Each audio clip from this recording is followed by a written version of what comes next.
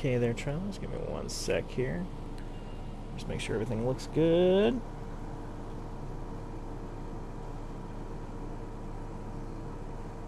This beaver pond is one of the last places I would ever normally gather water from.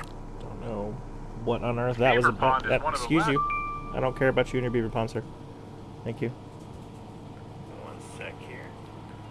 Just make sure everything looks good.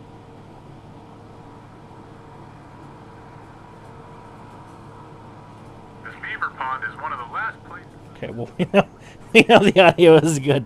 That's a weird thing to test it on, but sure, that'll do. Okay, hello, travelers. Once again, we have Ursa the Literary Bear here. Whatever's going on with that man and his beaver pond in that YouTube short, I'm sure was fascinating, but that is not the story that we are here to tell today. So, quick little overview of what's happened since you guys saw us last. We haven't done much off the camera these couple of past days. So, got the White Mage up to level 52.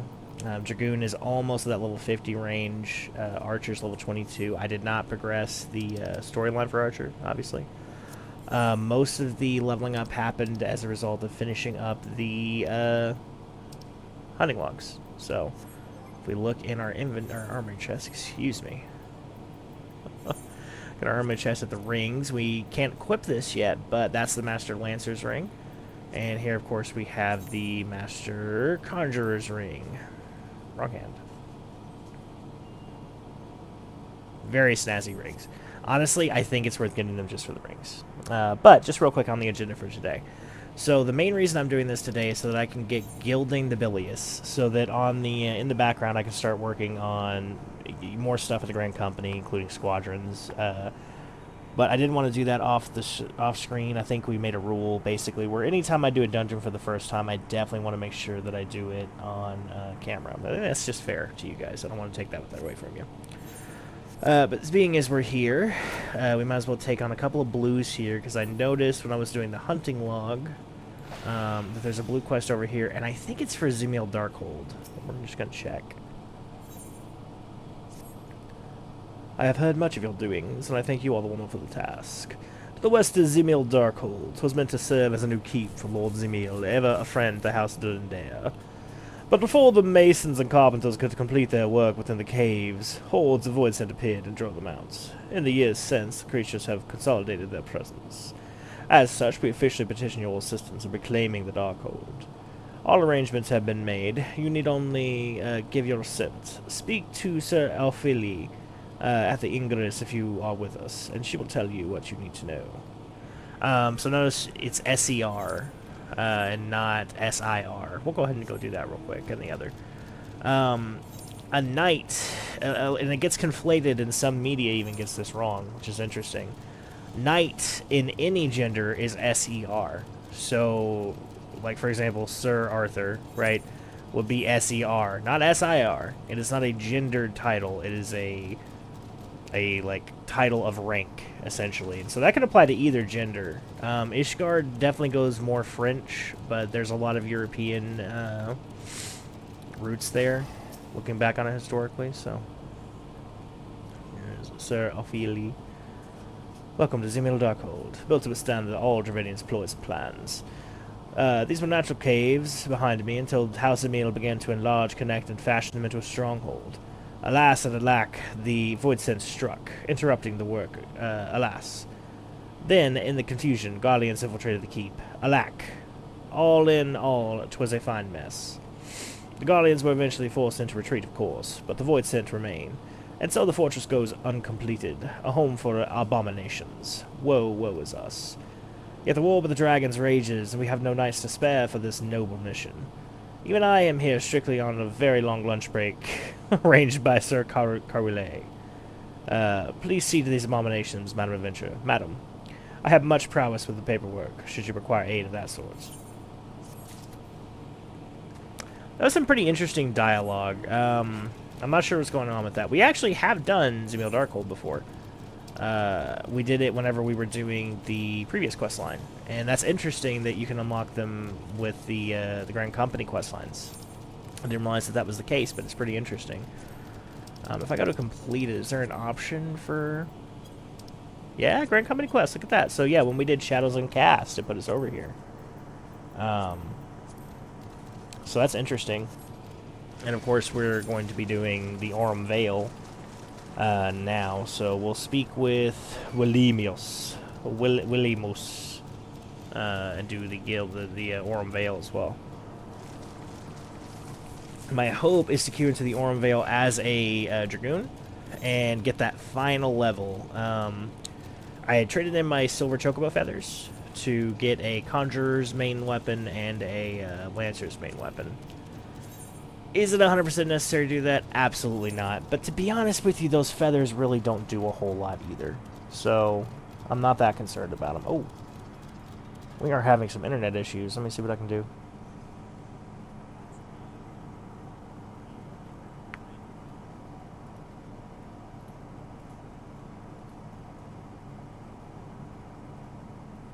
We spawn? Yes.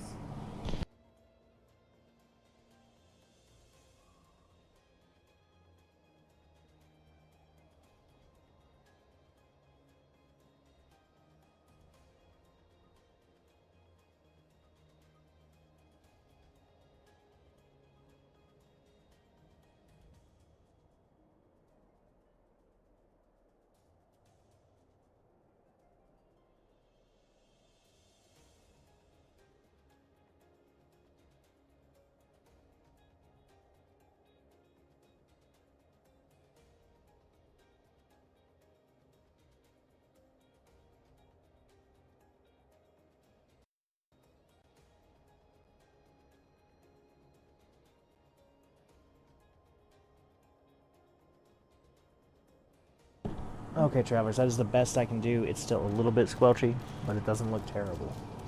So I'm going to continue on with what I got. Hail, adventurer! Wait, do not tell me Nedrick sent you. Tell me this, adventurer. Do you know how the Aurum Vale earned its most enticing name? Well, allow me to enlighten you. The cave is rich with sulfur and mithril ore, which, through reactions with the groundwater, combine to exude golden-hued fumes. A beautiful sight, that is, until you realize the damn death clouds are burning your chest from within. If you still wish to take your life in your hands, I'll not be one to stop you. But do not try to get killed. I've dragged enough corpses out of the Vale to last me a lifetime.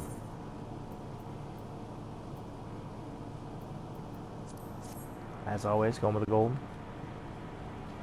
The gold. Okay, so Aurum Vale is now accessible. But we need to talk to him again. From the Order of the Twin Adder, I presume? Yes, I suppose you should suffice. The Holy See is not wont to beseech assistance from foreign armies. But the task before us is a daunting one, and our nights are occupied with matters of greater import. Mayhap you have already heard the rumors of Aurum Vale. Many a miner has been lured into the cavernous recesses by promises of vast fortunes to find only death, and doubly so. If the noxious fumes don't get them, the carnivorous fronds that lurk are happy to oblige. Little we can do about the former, but dispatching the latter would go far in sparing the lives of unfortunate treasure seekers. So it is that we turn to you. Okay. And again, we're going to queue up with that. It's going to take a while because we are a DPS. DPSs are generally going to take longer for that kind of thing. It just is what it is. More people prefer playing DPS. It's an enjoyable class to play. There will always be fewer healers and tanks. It is my assumption that this next upcoming expansion, based on there being a new tank, there will be, maybe not to say an overabundance of tanks, but certainly a lot of tanks. I doubt that we'll have, like, as many tanks as DPS, but certainly in the next expansion, healers are going to be in a huge shortage. So if you're looking to auto-queue in that next expansion once Evercold comes out, play a healer. I promise you, you will have an instant queue. I mean, just instantaneous. You won't even need to wait. The box is just going to go click immediately. Take that one as a personal guarantee there. That's what happened the last time that when Gunbreaker came out. That's the most recent tank to have been added. And admittedly, that's been a while. Although I will say, for Shadowbringers, no, not Shadowbringers, excuse me, Endwalker, when the Sage came out, it was a similar thing for Sage as well, where even as a healer, I still did get auto queues. So, just in general, everybody queuing. Everybody queuing. You're going to get quick queues on a new expansion. Everybody's really excited to play that new content, so you shouldn't have to wait very long on any role. If you have some friends, though, queue up in a party. That's more fun. Impeccable timing with Stydia. A message arrived from Stydian but moments ago. Much to my astonishment, he would trade words with us, and bids us meet him at Boulder Downs. As to his true intentions, I cannot say. It may well be a trap, but we must go nonetheless. I trust I can count upon your company. What level questline are we on? 45, nice. So, we'll go talk to Istinion. Yeah, we're level 49. Like I said, that Aurum Veil proc will get us right up to 50 for sure. If we finish the 45s, because there's usually 2 45s apparently, based on the White Mage questline. If we finish the 2 45s and we still have some time left on that pop and it's just not seeming like it's going to do it, what I'll do instead is I'll just go ahead and queue up with the NPCs. I don't like that as much. I find it way more tedious. Excuse me. By design, they're slower. My wife plays that way exclusively. She gets a lot of tank anxiety. So whenever she's, especially for new content playing, she doesn't want to be in there and, like, in her mind, letting people down. So she pretty much exclusively plays with Tress until she's more confident with the content. There's nothing wrong with that. But Tress by design are slower. They don't DPS as fast as a person will. So it's slower. Currently, it doesn't even have the benefit of stories. So, like, once you unlock Trust, you're doing it with people who, you know, have a reason to be there, right? If I were to do it right now with the NPC avatars, they're just going to be random people, right? They're not going to, like, have names or stories behind them at all. They're not going to have in-game dialogue or anything. They will just be Scion Tank, Scion Healer, or whatever. And it you know, that's their actual names.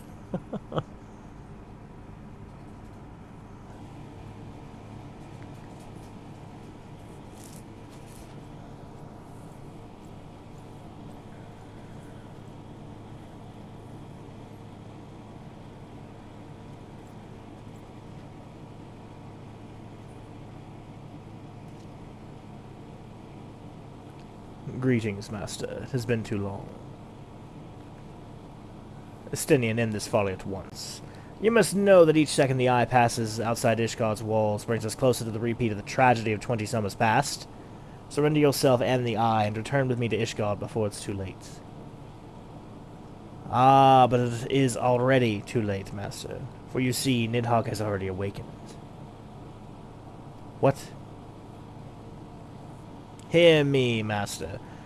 You have mistaken the cause of the dragon's return. The eye is not to blame. A premonition came to me by virtue of the dragon within, warning me that the Great Worm would soon rouse. Even as he slumbered, Nidhogg seethed with irrepressible rancor for that wound of 20 years ago. That rancor will send him flying as a speeding arrow toward Ishgard, whereupon death and devastation will ensue. But there is a possible solution.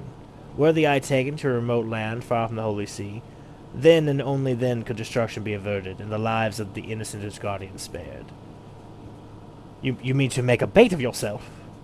Nay, there is more to it to this than you let on. You seek vengeance for Ferndale. To me, the two are one and the same. You know my past better than anyone else. It was for no other reason than to avenge my family that I became a Dragoon. Dragons long outlive men, and do not soon forget the wrongs done them.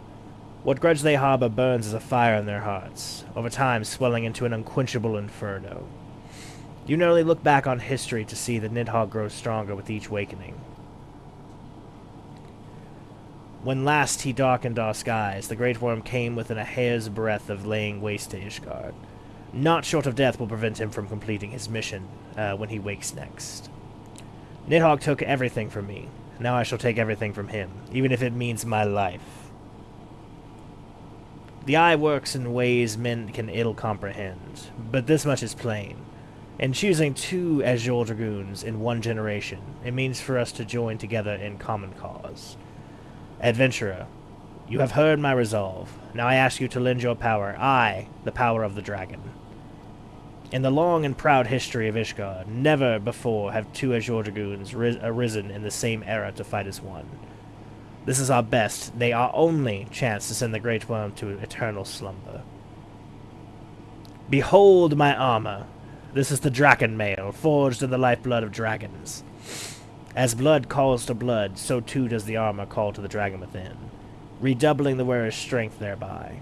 If you would realize your potential as an Azure Dragoon, you must needs clad yourself in the same. Clad so, you will inherit the techniques passed from Azure Dragoon to Azure Dragoon down through the generations. Then, and only then, will your training be complete. But first, you must win the Draken mail, as I and Sir Albrecht did before you, by proving yourself worthy in ultimate trial of the Azure, a series of battles so harrowing as to send the unworthy to an early demise. Master, once the adventurer acquires the armor, pray see to it that she learns to harness the power of the Dragoon in full. Stinian, wait! Save your worries. I do not mean to make myself easy prey for the dragons. I take my leave of you. Oh, I really thought he was going to jump off. Walks off casually. I was not expecting that for some reason. I was just expecting, whoop, whoop, here we go! Then him to just robot out. That's funny though. This is really interesting. I'm excited that somebody recommended this on Reddit. I was asking, you know, what are some of the best jobs for plot? And I got a lot of answers that I had mostly assumed. Like Dark Knight was, you know, obviously a fan favorite for a long, long time. People really loved that edgy aesthetic, and the questline itself, I've heard for many, many years, is very good. So that one was a no-brainer. A lot of people did recommend, if you're going to do White Mage, also do Black Mage, which makes sense, you know, other sides of the coin and all that. And then several people recommended Dragoon. And I was like, gameplay-wise, I had purchased a skip for Dragoon. So I never really did the quest line. I just did the skip. And gameplay-wise, I'm not in love with the concept of how they play. But we are now in a dungeon, so let's focus on that for now. The Aurum Vale. A very interesting dungeon. So we're learning a little bit about it from Williamius at the start of it. There's not a whole lot of lore in the Aurum Vale. It's enticing to treasure seekers. We know this. So, let's go in here and clear this place out. Tank stance is on. Good start. I'm going to guess that this tank is new. Something about the way he's moving. It's the hesitancy, mostly. Yeah.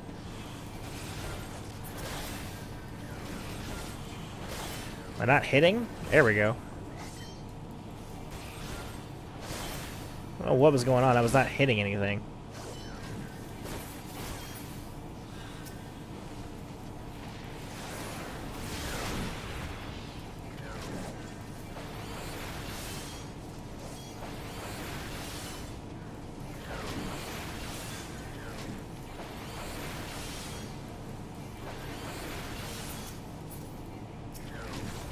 Yeah, so an experienced tank, and again, whenever I say, oh, he's new, he's inexperienced, this is not a slight on him at all, right? This is just me observing that he is, in fact, new, and there's nothing wrong with that. We all start out somewhere, right?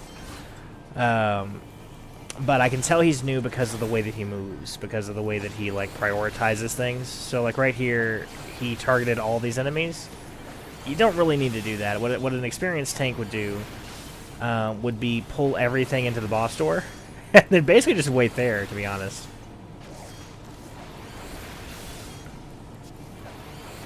He is also about to die. His mitts are not great. Yeah. If I can grab what aggro, I might. It's okay. This is a rough dungeon as a starter tank, I will say. Yeah, he aggroed way too much. You're only really meant to fight things on the sidewall there, and that's okay. It's gonna happen. This is the hardest part. Is this right here. And some of the tank mechanics are a little bit on the difficult side. Yeah. Yeah, The red mage is with me.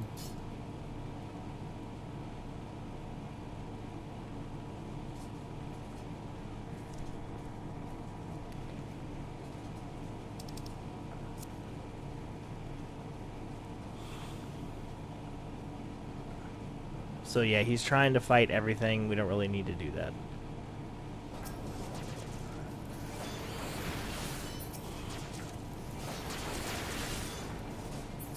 He's also not grouping extremely well. It's like right now we have AoE attacks, but he's taking him a while to get people where they need to be for AoEs.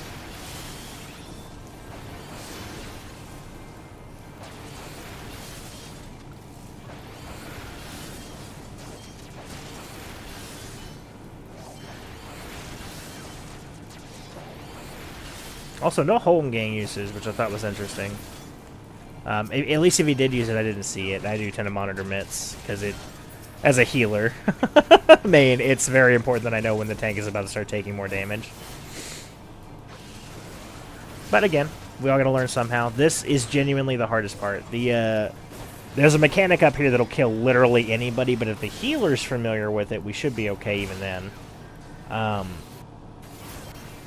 But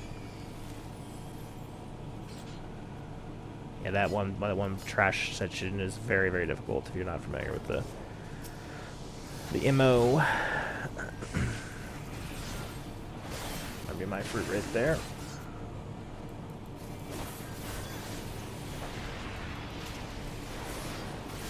Hit him with your best shot.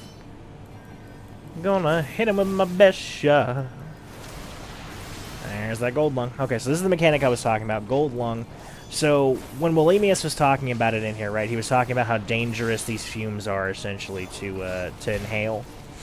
The combination of the flora and then the mithril, and there was something else. Sulfur. So mithril and sulfur make this sort of golden, very pretty substance in the air, but it's hazardous to the lungs, and that's what we've currently just inhaled. So currently we have 2 stacks of that. You'll notice it basically just represents a dot, right? So the healer's pretty on top of it, which means I feel pretty confident in going a little bit extra with it. Normally you want to take it at about 2 as a DPS, because you're going to start taking damage pretty damn fast. You genuinely can't take a lot of these, because it will kill you. So what you do is you just eat that fruit, cleanse, back.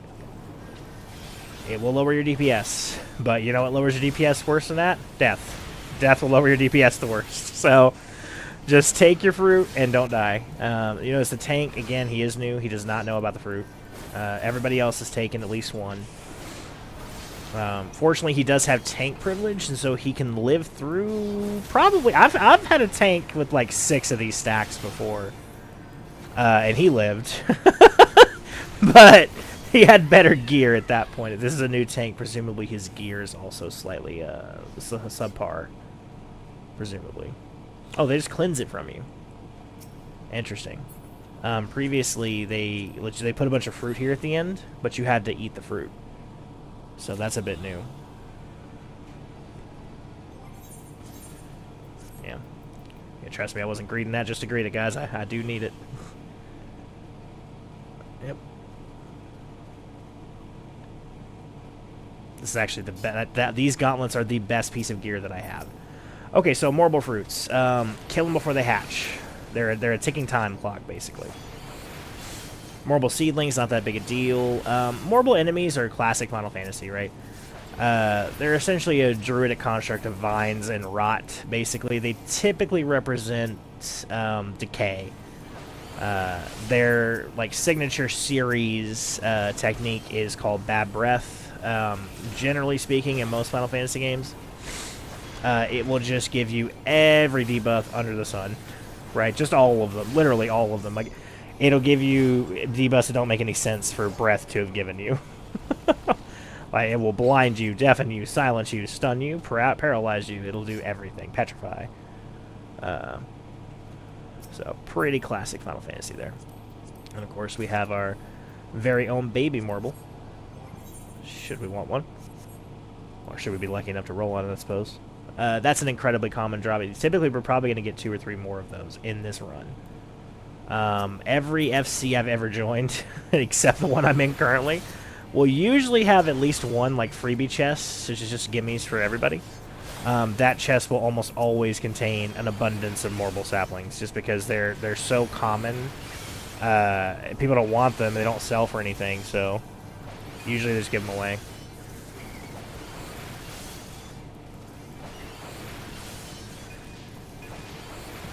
Doom Spike. We unlocked this relatively recently. Finally got our AoE in, which is nice.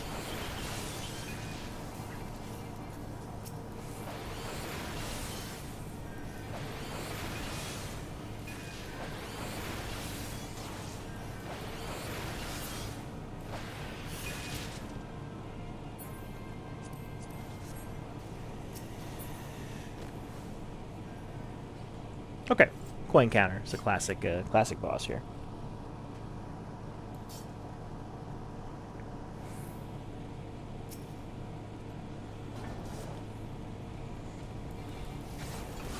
I think this is how you get Glower if you're playing a blue mage, pretty sure.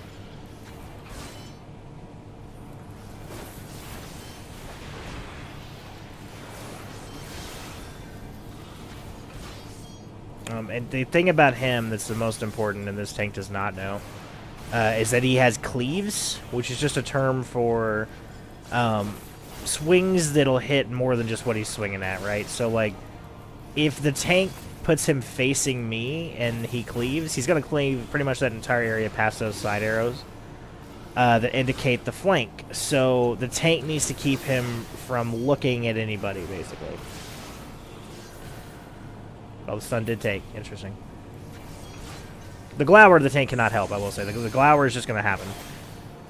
But yeah, the AoE cleaves, he can help that. It hopefully does.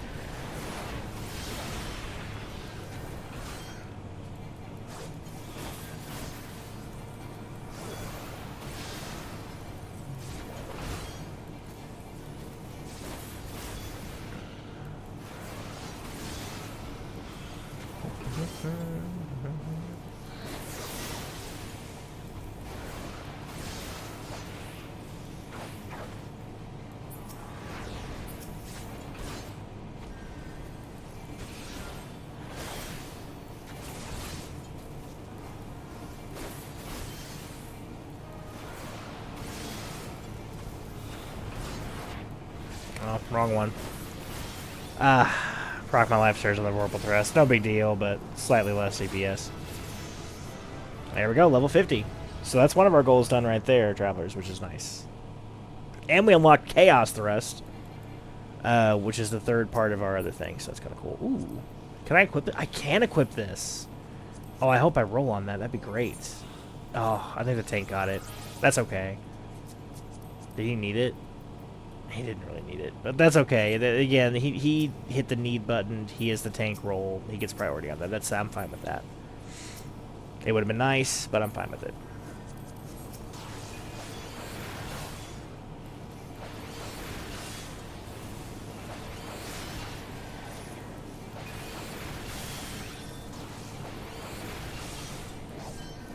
This is the slowest Ornvale run I've done in a long time, though, I will say.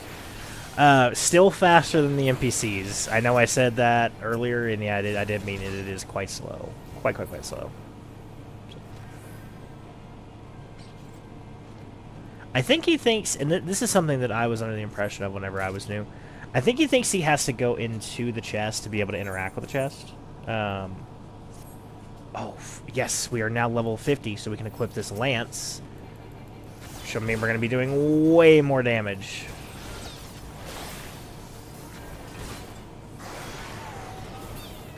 Yeah, this is significant improvement. So previously our full thrusts were doing like 300 damage, and now they're doing 481 damage. So that's like a whole extra GCD of damage just in the one move on that finale. And Life Surge is multiplicative, so whenever I use Life Surge on that, it's going to be even higher. And then of course I've got the what's it called, Brutal Thrust or whatever. This one on the bottom. Yeah, we're hitting quite hard now, Travelers. Quite hard.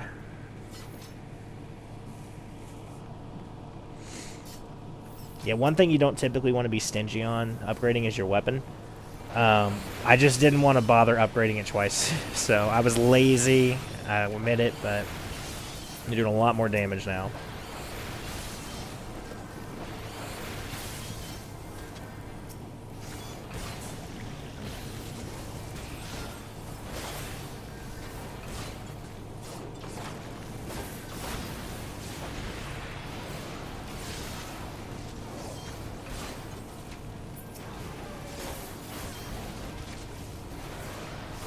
He is probably going to want to attack the, get to that treasure over there, which is mostly a new person thing. Typically, veteran players don't worry about every single last treasure chest. Yeah. That's okay, though.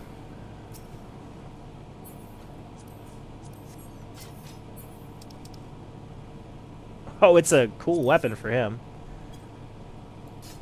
That'd be pretty cool. He's got a new weapon now. That's exciting. It looks cool. I mean, I don't think it's especially strong, but it looks cool. So, and this is little things like that. Like, as he's a sprout, right? He's a new healer, or a new tank, excuse me. Clearly, just an actually genuinely new player. Everybody is going to be patient with him. This is a very good community. If this is his first experience, I'm happy to be a part of it. I don't even care if it takes longer, right? There's no big deal. I don't think this is a community where, generally speaking, there's a lot of toxicity for that. So, happy to see him. Happy to see him. I do wonder what platform he's playing on. I was talking about that on Reddit the other day. I was curious if anybody else is picking up the Nintendo Switch 2 version of the game. I will be. Not that it'll be an appreciable difference for you guys, but I probably will start posting some content. Like guides, for example. I do have full-form lore videos that I plan on doing. I'm just waiting to get more of the, Sorry, I figured I'd let him roar at us. Ready to get a little bit more time under us for that. I am the only one who got that achievement, so he's done this dungeon before, at least his character has. So, interesting.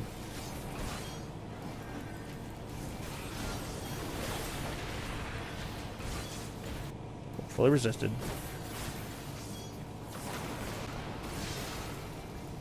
514 on the full thrust with that one move on. 710 with it on. Oh my god. The numbers, guys. The numbers. Interesting, and I have yet to hear anybody complain about this at literally any stage of play. But there was a thing called the stat squish that happened last expansion. And I was really expecting a lot more feedback on it than we ended up receiving in the community. I don't know if it's because they just like conveyed it so well or what, but like yeah, there was really not any issue with the stat squish. It basically just it was the same. You'd be doing the same relative amount of damage. They just made the numbers smaller. That was literally it.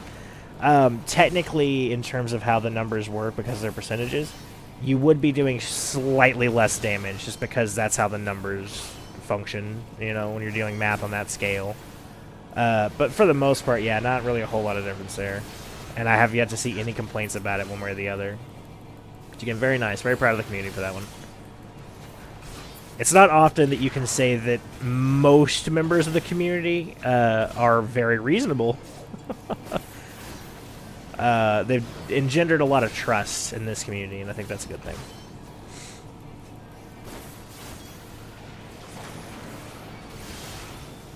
Okay, so 14. Let's do it.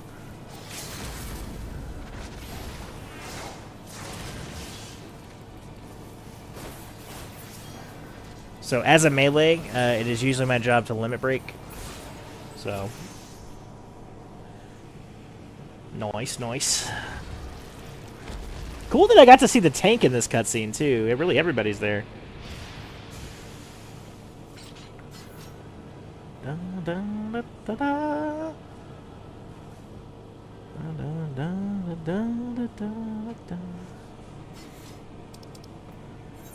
Get that healer a little calm. That did a good job. Ooh, and a cool new cane. Oh man, I would love that for glam. I'll greet it. I doubt I'll get it. Yeah. So oh, the disrespect.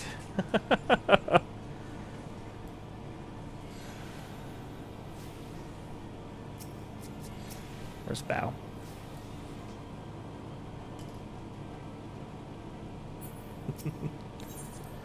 I was gonna say I got the didn't get the cane, and then I'm pretty sure they just descent the cane right in front of us. But that's okay. That's what it really was for. I was just gonna get that for glamour because it's slightly cool looking, and that's fine. There are better glamours. I'll just be crying in my sleep a little bit, travelers. It's fine.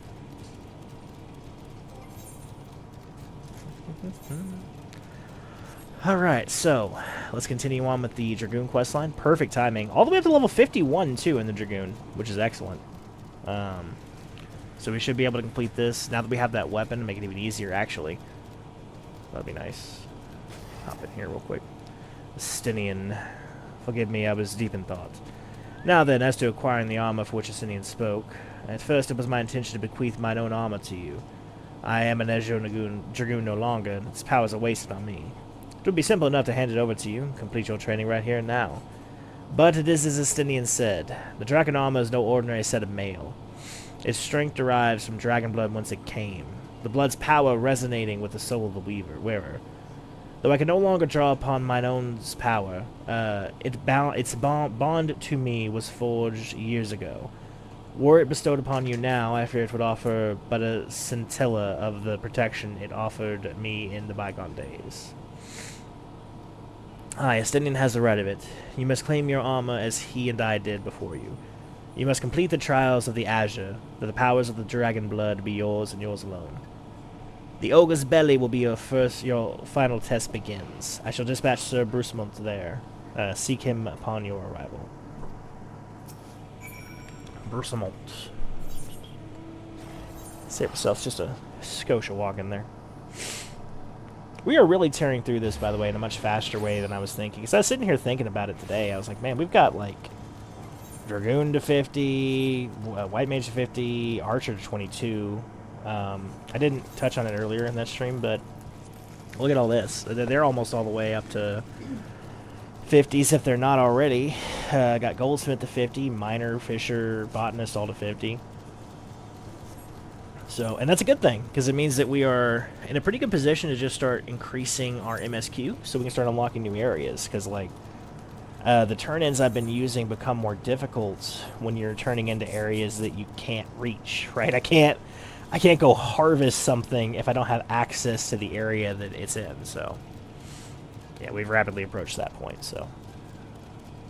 Matter of fact, actually, if those of you are curious, who are, like, super paying attention, I could not access the Isles of Umbra. I had to have my wife log in and fly me over to the Isles of Umbra because I guess it's locked by the MSQ now. So she literally hopped into Aleport and then flew me to Isles of Umbra so I could complete the hunting log. But anyway. You have grown strong since we last met, adventurer. But you pale in comparison with your azure forebears. It would if you would prove me wrong, let your lance do the talking. That it? Sure.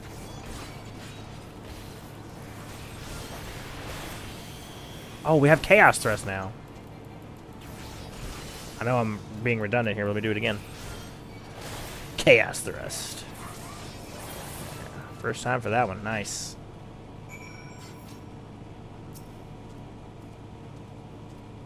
Once again, adventurer, you prove yourself worthy beyond my expectations. Take this, but know that your trial has only just begun.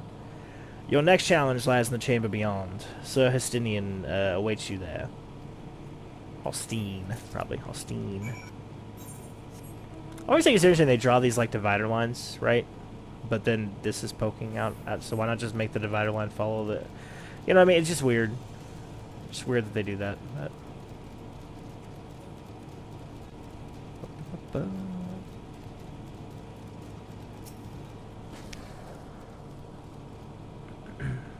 Not those one. You are a foreigner, would don the Dragon mail. Then prove to us that you will do so not to dishonor it. I am captive.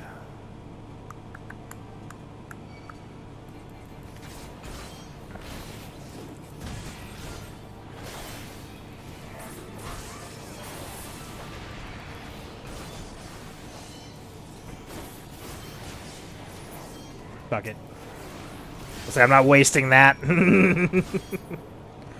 Sorry, guy. You were in the wrong place at the wrong time. Holstein. Sir Alberic said the eye had chosen you. It would appear he speaks true. The armor is yours. Wear it with pride and honor.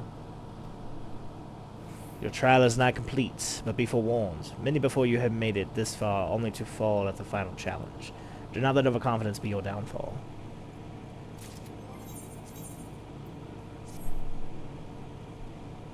Got some pants.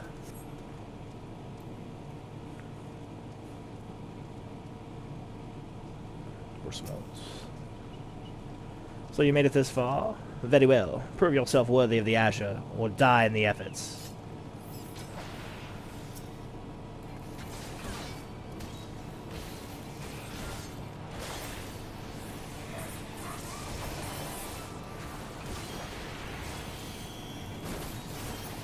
Ah, come on. Can't even survive a full combo.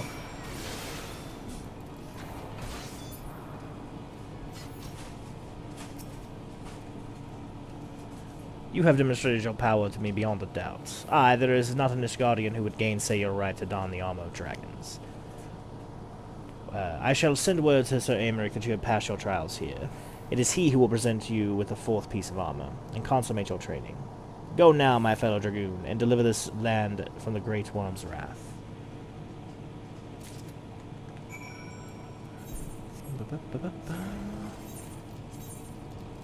Got some boots. Them booties. Let's say, don't I have these? I do, but they're way worse than what I'm wearing. That's hilarious. Those random bits of armor that I picked up in the Orem Veil are better than the Orem than these. Oh, that's interesting. Oh, look at that. That's so cool. And I love... That's one of the genius things about it. Admittedly, this is because this level was designed way before flying was engaged in it. But even in the future, when you unlock flying, you have to first travel the land by foot. You can't just zip around flying. You have to unlock it. And that means that you have to travel the land. You have to actually, like, see where all the shortcuts lead. I have played this game for 12 years now, and I either have never known or forgot that that links up into that chasm right there. But that's a really cool little bit of environmental design. So, good job. Cool mount. As that guy flies off beside me.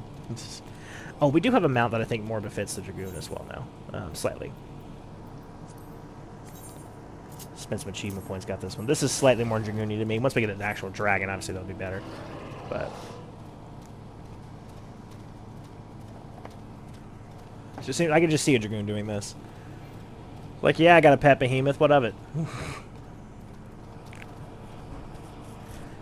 Interesting little fact, too. Besides a couple of cash shop mounts, all mounts have the same speed. I know it might seem that this behemoth is going slower, but I promise you, all mounts have the same speed. Besides, again, the cash shop mounts. They have a bonus. I've never been clear, since I've never purchased one, if that bonus applies to every mount that you get, like it's a permanent. Because you can actually look here. You can see your mount speed per area. As you progress further in the MSQ, you will unlock more increased speeds. So, it's a thing.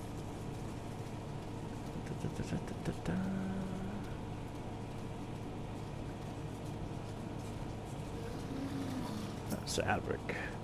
I hear from Sir Brucemont that you have performed most impressively. Yet I stand more convinced than ever that you will be the one that saves our land. Yet be warned, Wasilia, one last trial awaits you. You will face this trial in the presence of not of knights, but of ghosts. Make your way towards Steel Vigil and seek out a gravestone northwest of the structure. Take with you this flute, and when you reach your destination, blow a single strong note. A visitor shall soon arrive. Entertain your guest, and should he leave you a present, return it here to me.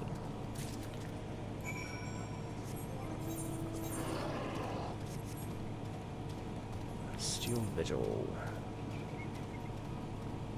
Where is Steel Vigil? Way up there. Oh, save ourselves a bit of walking.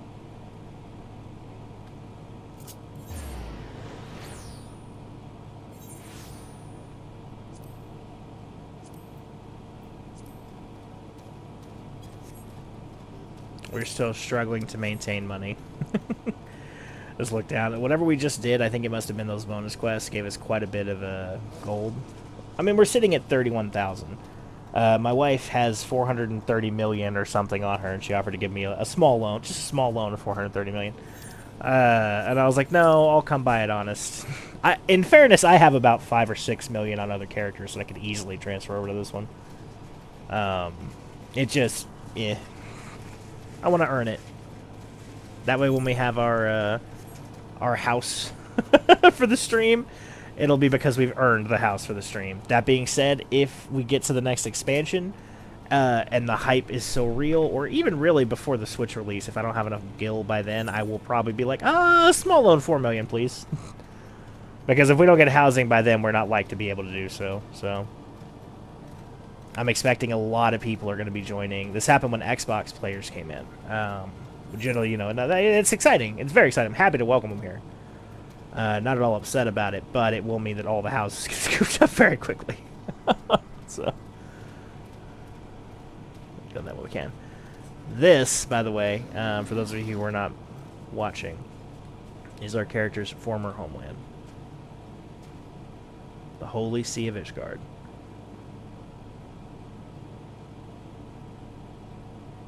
Yep.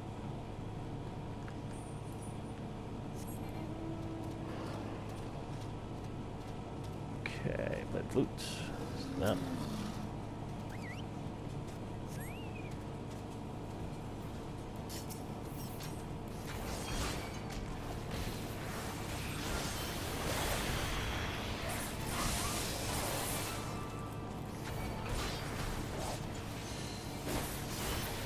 Still can't survive a full thing. Damn.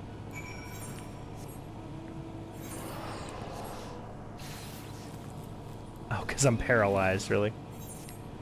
I'm not paralyzed, but I seem to be struck by you.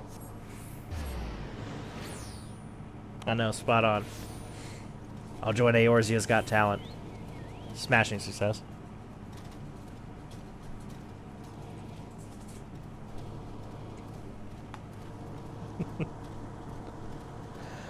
Oh. Oh. Ooh. Let's see here. What else are we unlocking as Dragoon? We got Chaos Rest. Get that dot on. Get Winged Glide. Oh, cool. That'll probably unlock now, actually, I assume.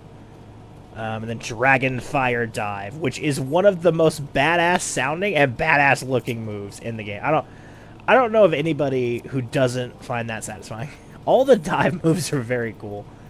Honestly, I think the difference between whether or not you resonate better with Dragoon or Samurai really just comes down to, are you more of a weeb or more of a fantasy nerd? I am both, but I do think I like Samurai slightly better in the aesthetics department.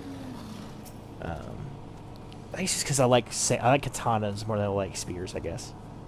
Your presence before me indicates you've seen the visitor. Have you aught to show for your deeds? Lunar skull. Ah, the skull of Greywine, old warrior of the Dravanian horde. It's said that in ages past he could bring down a castle with a single breath. His strength has dwindled since those days. The dragon past his prime is a formidable foe nonetheless. In slaying him, you have proven yourself worthy of this. You now possess 4 pieces of the armor that Estinian, myself, and our forebears did wear. While you doubtless wonder about the 5th, I can tell you only that it is not mine to give. Fear not, however. Your triumphs in the trials against a dragon of the Horde give evidence that draconic blood now resonates with yours. Yes, you stand before me as prepared as for your ultimate challenge as any could be. Put some words in there. And yet, before we proceed, I would hear it from your own lips. The Great Worm's power is the stuff of legends. Have you truly resolved to fight this battle? To risk your own life to deliver a foreign land from the clutches of its ancient foe? When you are certain that your mind is settled, return and speak to me. I suppose let's grab that one real quick. Oh, we're absolutely putting the helmet on. Come on. Got to. Look at that. Look at that. Is there a visor button? Yeah, there you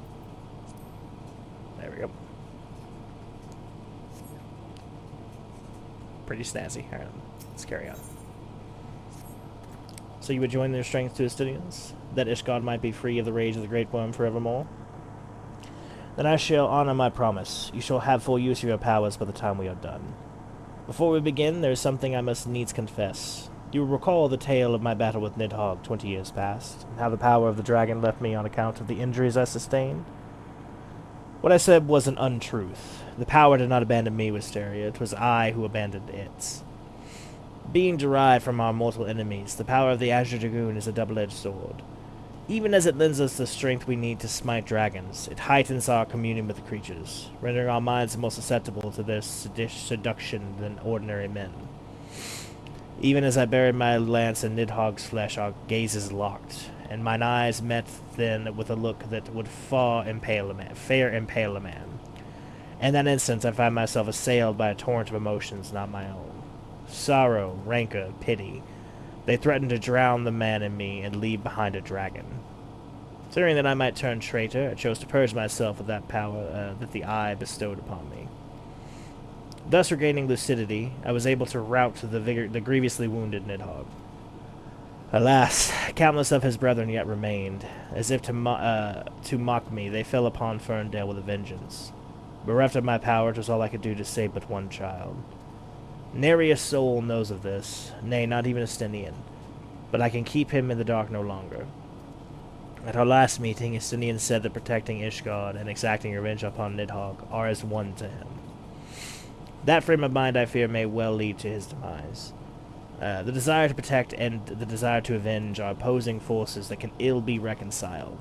Worse, the latter serves only to cloud his sense of self. When next Estinian and I meet, I intend to confess all. Though it mean the loss of his good opinion, the outcome of the becoming battle, and his very life may very well depend upon his readiness to relinquish his powers. Never allow yourself to forget the origin of your strength. Ever does the dragon lurk behind your eyes, biding its time, ready to claim you for its own. Aught less than complete conviction, you will find yourself in its vice-like clutches. So forewarned, let us return to our present endeavor. My promise to Estinian was that I would impart upon you the technique that will mark you as a true Eorzea. If you would know the truth, however, this knowledge is not within my power to bestow. No, you must claim the technique much as you claimed your full piece of armor you bear, by proving yourself in the battle with dragons, whose power you would unite with your own. I entrust with you this flute once more. Take it to the southwest of Providence Point and blow a single note. By locking wills with your adversary and prevailing, you will prove yourself worthy to champion the cause with your lance is sworn. The dragon the dragon within you shall then awaken.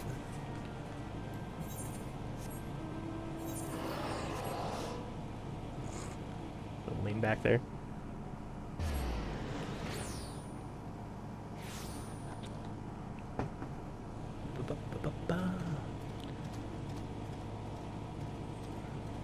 Jump.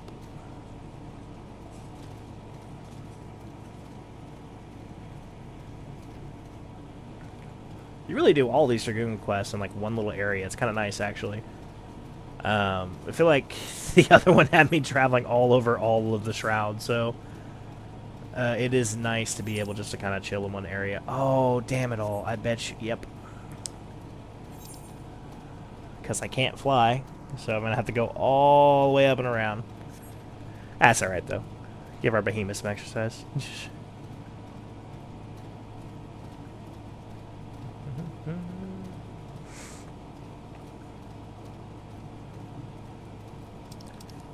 So, plans in general for the series. I do plan on keeping the streams going. Like I said, I plan on using the footage from these to create lore videos.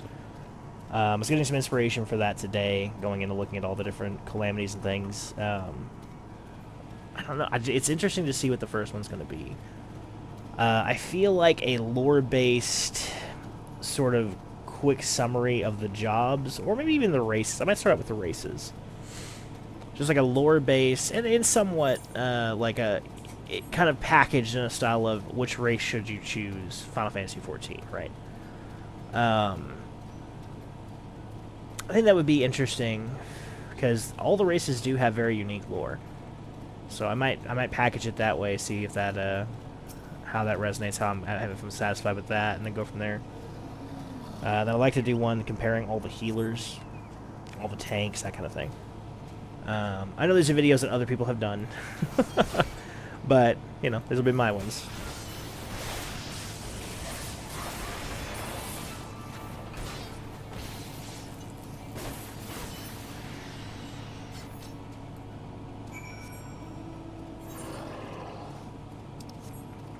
Fly!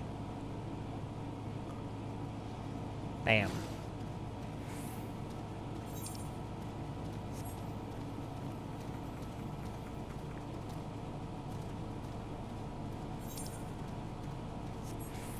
Give me just one second. I just want to check something.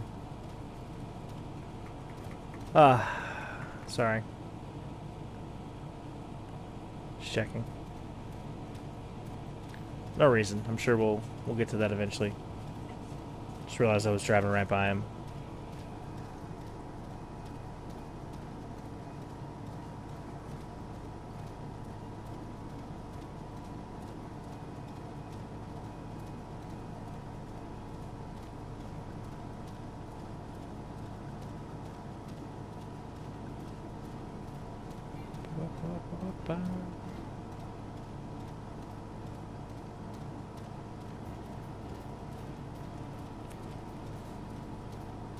It's a long behemoth drive over here.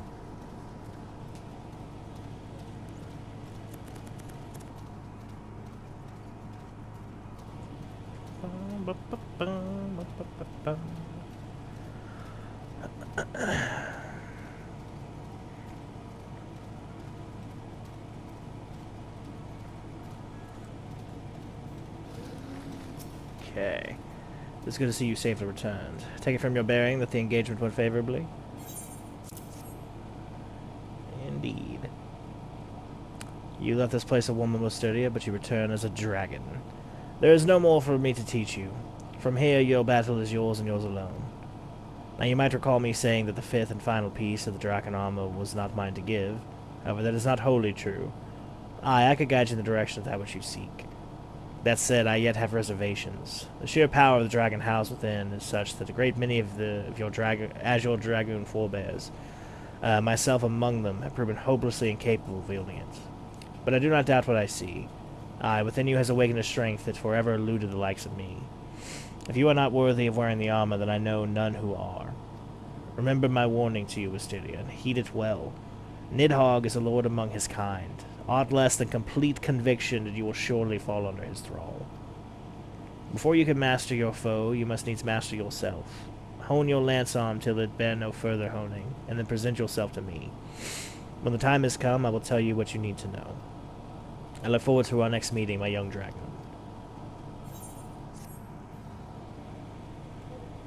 I like Albric. Interesting little story with him, too. Shing.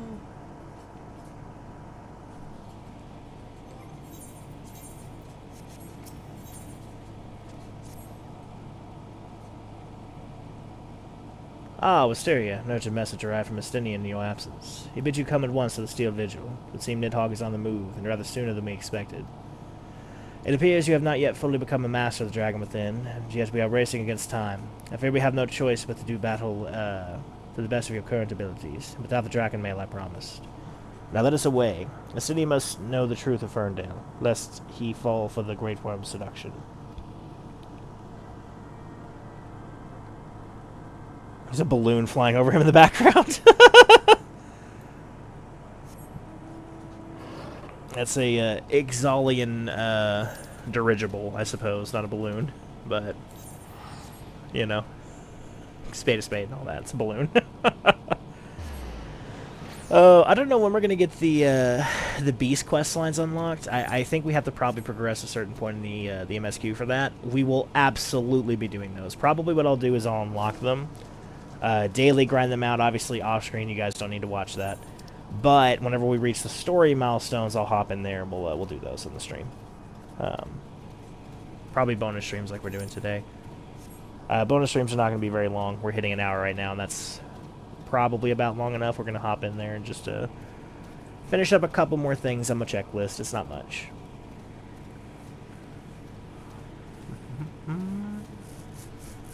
So we get these Dragoon things done. The Dragoon.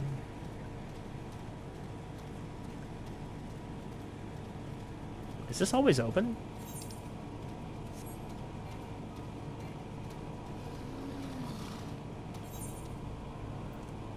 Cool.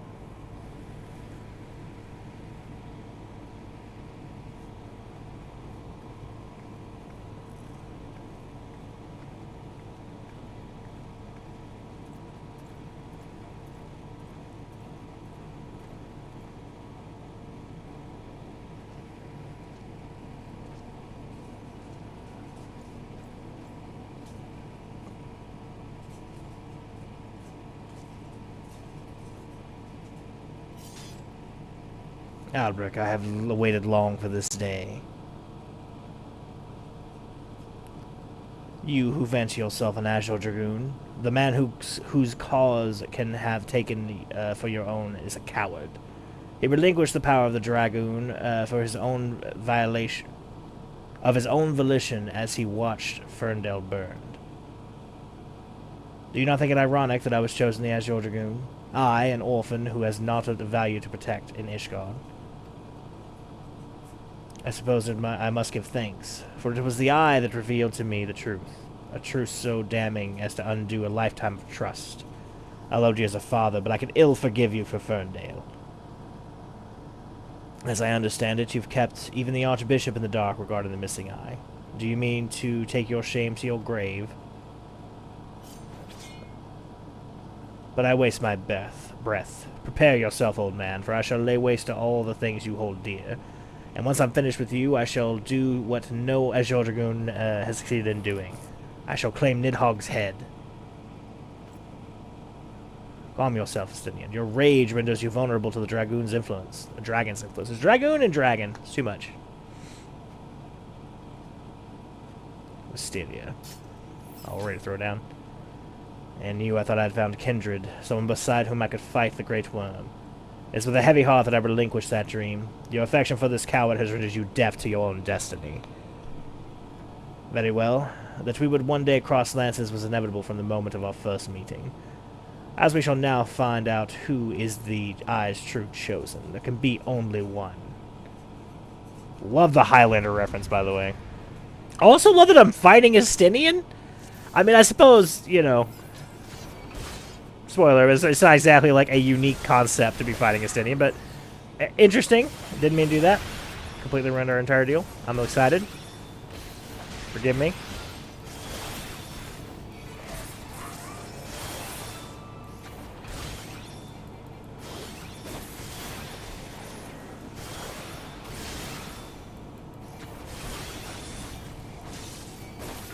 Stenian's a little bit taller than me. Stenian's tall, even for an Elizan then, because I'm at max height, I think.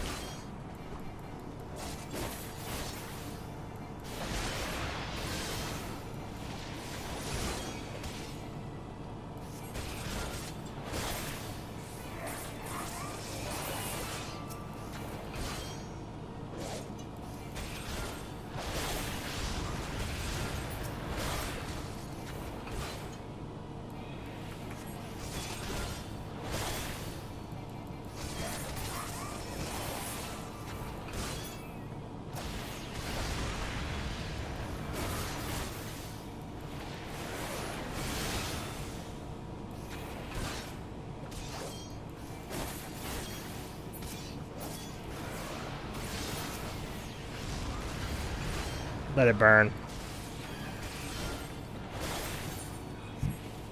Standing in the fire. I was like, you know what? Fuck it. This fire doesn't hurt that bad. That'll be thematic as fuck. Sitting here on fire.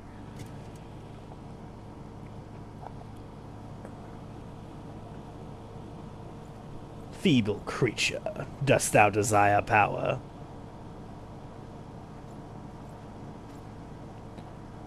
Look to thine anger and to thy hatred. It is there that thou shalt find it. O mighty Nidhogg, Lord of Dragons.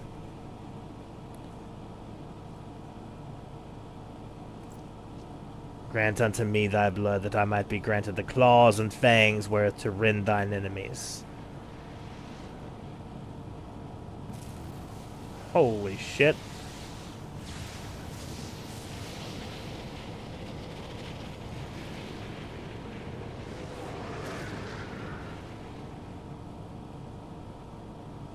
The fuck is going on? Steady, this is impossible. It cannot be.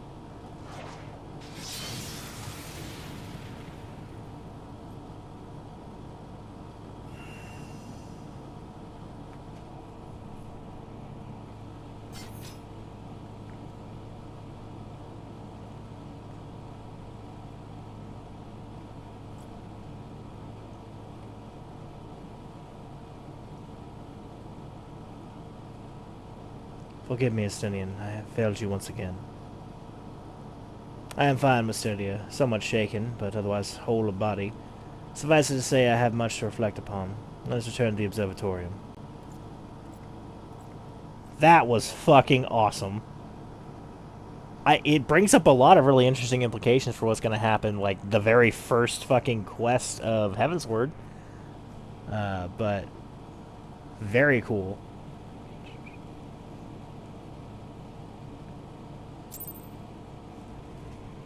Oh, I really wish they just let me walk back with him. That's very annoying.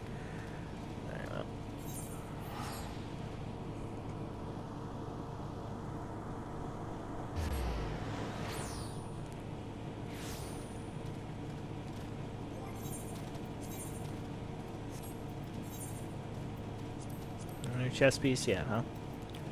That's okay.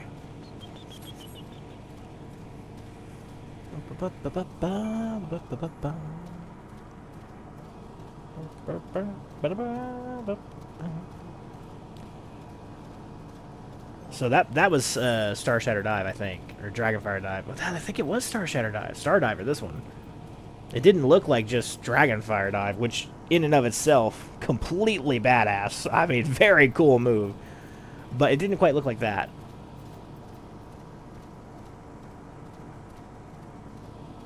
Dragon's Flight. What is this? Traits. Dragons. So that is going to be a redundancy then. This one here. We'll remove that, because I'm pretty sure that's just going to be Dragonfire Dive again, if I'm not mistaken. Okay. Anyway, sorry, I'm still coming down with that amazing cutscene. That was really cool. Good suggestion. The being of darkness is closed upon us. You appear to me the spitting image of Haldreth the Dragon's Eye, just as he is depicted in the Holy Scriptures. I thought that mayhap the years had taken their toll on my mind, but behold, the soul of the Dragoon shines as it never did in all the years I bore it. It would seem that you have achieved that which was thought impossible. You have awakened the ability that none but the first Azure Dragoon possessed. Truly a momentous achievement. I can still scarce believe that you were able to summon the self-same Draken mail worn by Haldreth. To think that it had been sealed within the Soul Crystal all this time. I have borne witness to many and more wonders over the years, yet none compares to you, my young Dragoon. Could it be that you are... Mark not my mutterings. I am certain that it was your indomitable sense of justice that resonated with the spirit of the first Dragoon, prompting him to bestow the armor upon you. Yet that is doubtless what happened. As the being of darkness faded, so too did Nidhogg's aura subside, and now his kind have ceased their stirring. Whether this was compelled by your awakening, I cannot say. I suspect we will learn the truth of it eventually. Estinian, my dear boy, whatever becomes of him, he will ever be a son to me. I pray that he is somewhere out there still, and that he has not wholly forgotten the man he once was. When the darkness brushed against me, that selfsame torrent of emotions swept over me, as those I experienced 20 summers past. But there was something else besides. There was a voice, and it lamented the rift that divides dragons and men.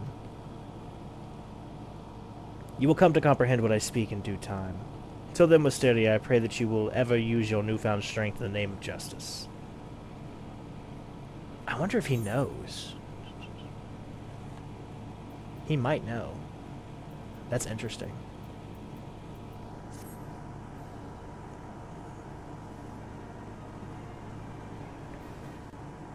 Okay, so whether or not he knows the thing that I'm alluding to, but we'll not talk about until Heavensward. We have completed the Dragoon questline until we unlock Heavensward. So let's go ahead and equip our Draken mail. Looking badass as fuck, and it is unfortunate. And again, it's a game, right? We all know that there are going to have to be some constraints within games, right? But you know, we just got from the Soul Crystal, the Dragoon armor of the first Dragoon warrior, the baddest of the badass. And I immediately have a coffer that has a slightly better version. It's blue now. It's just, you know, a little bit interesting. But there we go. We now have all level 90s, level 130. We have the Conjure Lancer Ring, excuse me. This earring, which is going to be good until level 91. Level 91 will be good until. So basically level 100, because I'm certainly not going to buy a ring at level 91. So this earring is with us until max level, basically. We could replace some of these accessories, but for the most part, accessories are not that important early. Main thing's going to be maintaining our weapon. We'll need to replace this armor with bits and pieces during Heavensward, but until then, we are locked. Like, we are set. Let's just go test how much damage a full combo is doing now. And then we'll go on about our business, but...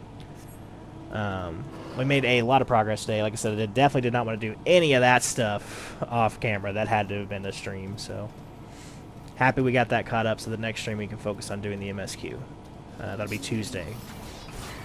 And not before, because my wife will kill me.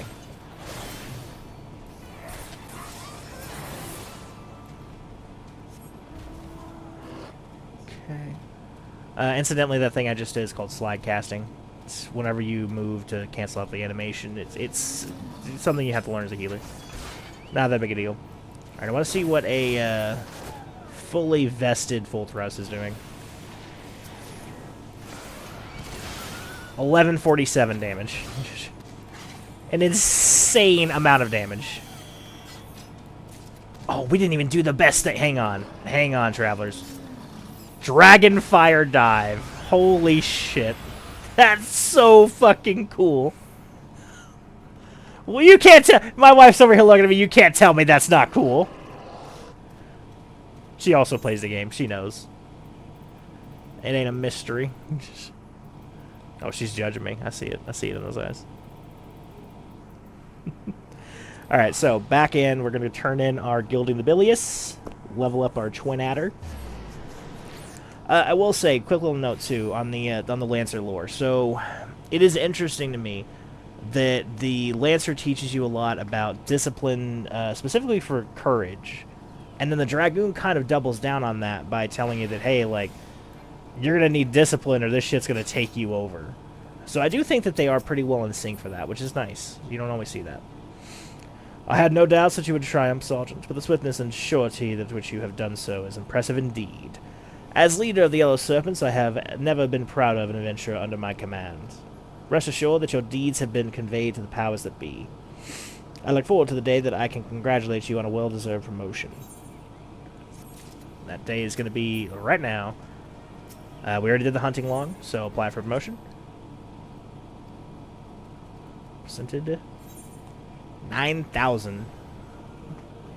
Cost is quite steep for these promotions, I will say, but we are now a second Serpent Lieutenant. In the sight of the elementals, I hereby confer upon you the rank of second Serpent Lieutenant. I'm pleased to inform you that as of this moment, you are eligible to transfer between the 3 Grand Companies of Eorzea. That a great number of able adventurers might elect to join the Grand Company collectively, the Council of the Alliance Leadership recently introduced a system whereby members of an organization may freely transfer to another. Should you desire to shift your allegiance, you need but present yourself to the personal officer of the Grand Company you wish to join. Please be informed that the procedure incurs a registration fee, though payment is waived for first-time transferees. In addition to the aforementioned right to transfer, you are also enlisted to purchase land or an apartment in one of the residential districts established for adventurer use. If you have a mind to own an estate or other property, you would do well to seek the counsel of the resident caretaker who presides over your preferred district. He or she will be able to attend any inquiries you may have pertaining to the purchase of land and private rooms, as well as the building of an estate of your choice. Oh, he's got a quest? I just talked to him automatically. Nope. Ignore that. Lieutenant Bullerheart, I am certain that your duties with the Order of the Twin Adder demand much of your time already. I wondered if I might have a word. I shall get right to the point, Lieutenant. The higher-ups have authorized plans to form a specialized squadron, and we are on the lookout for a reliable leader. Your name is on the top of the list. You would be responsible for training and commanding a number of adventurer subordinates, and the position also comes with the possibility of further promotion. What say you, Lieutenant? Are you ready to lead? I do enough leading in my other job, but sure. Excellent. Let's get you acquainted with your second-in-command immediately. This old-ass man? Alright. It's an honor to be serving with you, Lieutenant Willowheart. In my capacity as your aide, I will be filling the role of Squadron Sergeant. And these eager troops are the inaugural members of your squadron. Form up. He is so old. Every one of them is a fledgling adventurer who enlisted in the hopes of following in your legendary footsteps. They're green to the military eye, but we'll harden them up as soon enough. When you've a moment to spare, stop by the barracks and we can discuss their training and employment in greater detail. I'm very old. I'll leave it to you then, Commander. Interesting. What do you think? I must admit they're raw as soldiers go, but they certainly have potential. I look forward to seeing what you can do with them. Very well, I shan't keep you any longer. Your squadron barracks can be found through the door at the back of the Adder's Nest. May the matron watch over you. That's their saying. May the matron watch over you. I still think that Maelstrom has the best one. Till sea swallows all. That's like metal as shit, and I love it. Till sea swallows all. Maximum allowable rank. Nice. So, we technically are not the maximum allowable rank. We are our first commissioned officer, but we can get all the way up to captain. To get up to captain, we will need to engage with the squadron content, which does, I'm not going to lie to you, does not strike my fancy. But, we notice right here at the bottom, certain things are going to be locked out to us until we reach that serpent captain rank, which I will be working on in the background. Squadrons are not in the slightest bit interesting, and so I'm not going to bore you guys with them. If I get even one comment that says that they want to watch squadrons being grinded out, then I will do a bonus stream on it, but until such time as that happens, I'm going to assume that, like anybody with sense, you also agree that they are boring as shit and just move on with our lives. So, I'm going to go with that. Real quick, though, I am going to go ahead and get these. One of the reasons I was super excited to get into this is I could get these here. Definitely want that. Pick and choose carefully right now, sadly. What gives us the best benefit, really? And there should be, yeah, artisan's tools here, but we don't have enough monies yet.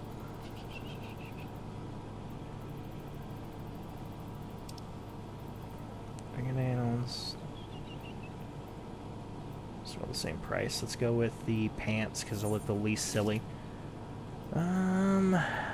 Mostly you want to favor the craftsmanship over the control, at least to start. But that's it for gilding the bilious. Oh, what's this? Is this the hunt log? Probably. Whoops. Glory hounds such as yourself will be pleased that the news has the powers to be. The Eorzea Alliance has established a new system known as the Hunt. We never lack for creatures and men that disturb the sylvan serenity. Henceforth, these miscreants shall be marked for felling, and whoever deals the blow shall collect the reward. 'Tis a bounty system, when all's said and done. The Alliance makes much of this joining of sword hands, while allowing rivalries to go unchecked elsewhere. Small wonder that some seem a bent branch where we claim bow true and proud. But these are the matters for our betters to ponder. For now you may serve by offering to hunt the considerable talent for your slaughter. Oh, her dialogue is interesting. The bounty is rich, and you stand to gain much for your services, but you don't take my word for it. Speak with the hunt bill master to learn the rewards and other such details. Excellent, okay. I forgot that was unlocking now. Do I like the visor up? Let's try visor down. I think I prefer visor down.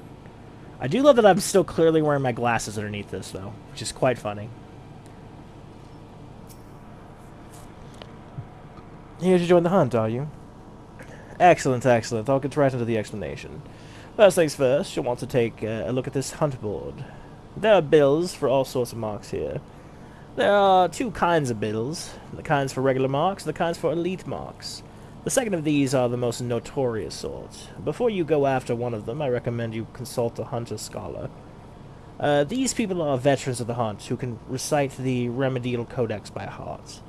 Once the hunt is done, you'll receive tokens called allied seals, which you can exchange for exclusive wares. If any of that got stuck going down, you're welcome to come back and ask again and again, no doubt. I can attend to any allied seals you'd like to spend as well.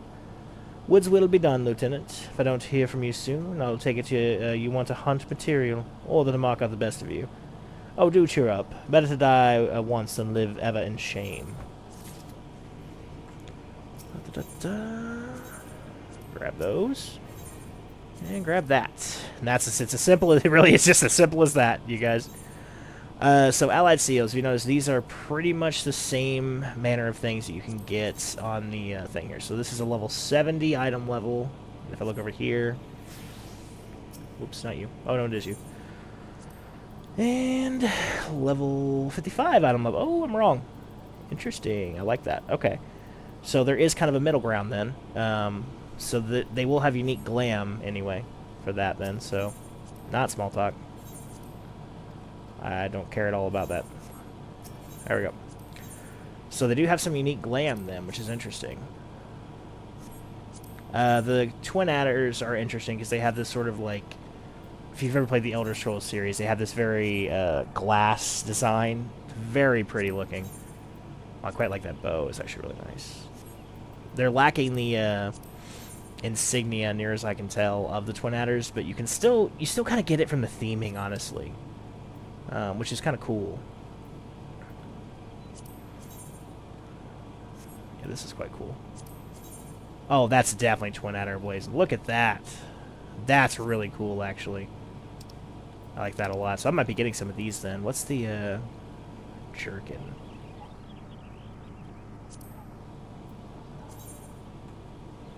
Disciple of War, it says. Okay, so this is any war. So this would include Dragoon. Level 70. Should care about that, but yeah, this looks very Twin Addery. Very cool looking. Oh, look at that on his shoulder! Oh, that's badass. This robe. Same thing, got that Twin Adder stuff going on. These are great for glam. Striking dummy, very cheap. Very cheap, nice. And then we can get all sorts of things with these. Ventures, Aetheryte tickets. These are for the animal weapon, I believe. Certainly one of the weapons. Some minions, very cute. Seeds, always useful. And then if we look here, in addition to those, we can also get the 110 relics. These are not unique to the, whatchamacallit, they're just, I think you can get these in other ways. So I'm not super concerned about these. But these were, at the time that they released, like, the best gear you could get, basically, or second best, anyway. There aren't very many ways to get these. Might be worth it for the accessories alone, because... Let's take a look at our inventory here. These are worth 8 seals apiece. These are the weeklies, or they should be. That one's worth 20. He's part of a fate. I know that for certain. And Lee Mark Bill. Oh, he's worth 100. So yeah, that'd be great. So yeah, we can manage to pull that off. That'll be nice. I'm going to go ahead and enter here. That way the first time I enter here and see this cutscene, you guys are at least here to see it. Welcome to the Squadron Commander, Barracks Commander. I have been fully debriefed on the whole new initiative, and stand ready to answer questions that you might have. First and foremost, however, we will need to increase the number of squadron members. We have 3 recruits at present, but our squadron won't be ready to deploy until we have at least 4. Your own deeds as an adventurer should serve to attract new recruits. All you need to do is choose from the hopefuls who submit their enlistment paperwork. Basically, just complete the challenge log. That's literally all you need to do here. Oh, it's a different layout. Okay. Interesting. So it looks like until I do that, there's not going to be anything else, which is fine.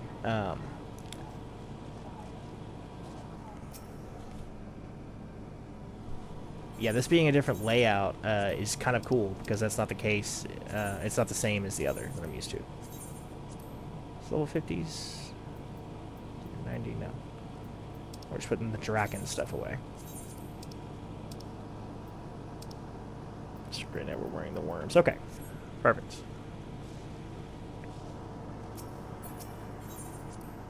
So there you go. Now you guys know what I'll be working on in the background mostly. If I look at timers, they should show me squadron. Yep. And it'll tell me if I have any new recruits. We have not actually unlocked this yet, so we'll go unlock those. I'm just trying to clean up some stuff like that, basically. Just some little side stuff that I didn't want you guys not to see, but that, like, really wasn't pressing at all for me to do without you, honestly. So it's not Costa del Sol, it's Wineport. We'll go unlock that real quick. That'll be a fun little side thing. And I'm debating doing Archer. We could. What time is it? I do need to do some more editing for sure today, so I don't want to do this too long on the bonuses. Fancy yourself a romantic, friend? Do you all find yourself gazing off into the horizon, yearning to travel in search of storied relics left behind by the heroes of yore? Yes, you say? Then do I ever have a proposal for you? I was accosted the other day by a slobbering drunkard. Bear with me now. I assure you this gets better. Who most eagerly regaled me, from what I could gather amidst slurred speech and copious amounts of spittle, that is, with a tale of a treasure map that he had stumbled upon his travels. I don't recall the particulars. I was emptying my innards of some foul swill at the time, you see, but it sounded rather convincing to my ale-addled brain. What I do remember is a fellow mentioned striking out at first light for Raincatcher Gully to visit a miner friend. Should the prospect of hunting for hidden riches set your heart aflutter, I reckon you might still find him there. So, down to Raincatcher Gully. Again, blues. Do them, unless they have leaves. Then don't bother. Purely for the sake of it, I have been doing the Grand Company blues, but that is literally just for the sake of it. Certainly almost no benefit to doing so. Where is it? Wanderer's Palace? Ooh, that's a really cool quest. I would like to do the Thaumaturge quest before we get that going. As a matter of fact, that unlocking Thaumaturge might be the last thing we do this stream. Just so I can get it passively leveling in the way that I did Archer. Hidden treasures. Ha! Another Gil Gray's greenhorn reeled in by Edelwyn's tall tales, eh? Yes, old wine, that's the doddering fool's name. Though mind ye, I've never known him to limit his consumption to any other type of brew. I saw him just the other day, I did, clutching some tattered piss-yellow parchment like it was made of solid mithril. The shish my ticket to fortune, he blabbered. Not half as so eloquently, mind ye. Before stumbling out the tavern doors and promptly falling flat on his mug, like it's not.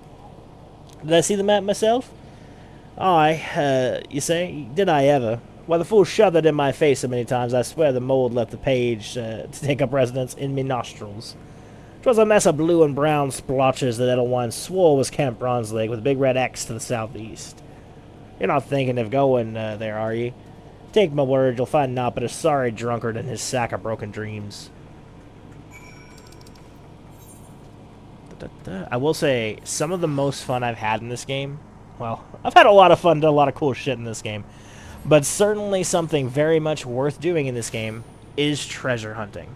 It is a lot of fun, and I would strongly recommend it to anybody. It's just a blast to do, especially with friends. If you can get a free company together and you're not just doing it with random people, it's really fun content. It's not super difficult, but it's fun to just hang out with friends, fly around, get some maps. The way that it works is that it's typically better to do it in a group anyway. You can only get so many maps. So if everybody in a group of 8 has 3 maps, you can do a lot more maps in one run for a couple hours, have a good time, make a ton of money. Really good time. You're one of our lanes, aren't ye? That one's got a ghost in her attic, you know. Keep sending other adventurers to that damn place she calls a palace, thinking you're going to bring her feller back. 'Twas 7 of us that day. One of them were feller, my best friend was another. As soon as we walked in, the Tomberry attacked. It was dark, and we couldn't get purchase on the floor, just covered in lake slime, then in blood. What's more there to say? Only Elaine and I made it out, by the grace of the 12. Everyone else is dead. Think I'd leave him behind, leave my brother by another blood, if I hadn't seen what the Tonberry left. I saw no treasure there, only death. I've said my piece. You still want to see for yourself? That's your business. I'll ferry you there from my adventuring days are over. And I'm the boatman of this lake. She thinks they all live, you see, all 5 of them hiding from the Tonberry somewhere in the palace. She tried to flee the infirmary. She told folk about her friends needing rescuing.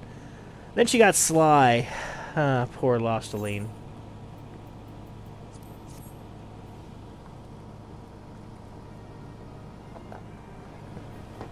So, Wanderer's Palace. It is, from a lore standpoint, one of the most fascinating dungeons. Just wanted to get it unlocked so we wouldn't have to walk over here later to do it. But just to point it out to you while we're here, that is the mark of a Shan, the Wanderer, our guardian deity, funnily enough. The Wanderer's Palace was built to essentially, I suppose you could say, honor him. Let's see what the questline says here. Decades of cobalt mining deep beneath Ogamora gradually weakened Upper Lenosia to the point that when the calamity struck, the land surrounding Bronze Lake collapsed, draining its waters and revealing a palace of unparalleled beauty. Thought to have been built by the Nemean civilization, which thrived in the area some 15 centuries ago. The palace appears to have been dedicated to their patron deity, Ashan, the Wanderer. In search of the bounty she may hold, treasure hunters have already begun to delve into the forsaken place. But will treasures be the only thing they find? So yeah, that's a really interesting lore thing. Honestly, not going to do it this episode. There's a class quest line I'd really like to do before we do it. It will clarify a lot of things that happen there, as well as things about the 2nd and 6th Umbral Calamity. Or maybe it's the 5th, but I believe it's the 6th. Lot going on. Anyway. Who goes there? Wait, don't tell me you've come to help Edelwine dig for buried treasure. Well, I'll have you know I'm faring just fine by myself. Just look at the beauty over there. Not that I can blame you for jealous of my vast riches. Lucky for you, I'm feeling generous today, so here's the deal. I'll give you the honor of opening my latest discovery. That's right, for one precious moment, you can walk in the shoes of Edelwine, treasure hunter extraordinaire. This guy talks very weirdly. Go on now, the casket won't bite or nothing. It actually might. Fun fact. It's this shabby casket. That's very funny. Almost certainly something's going to pop out of this, just be aware. Even if it says, and deal with the disturbances.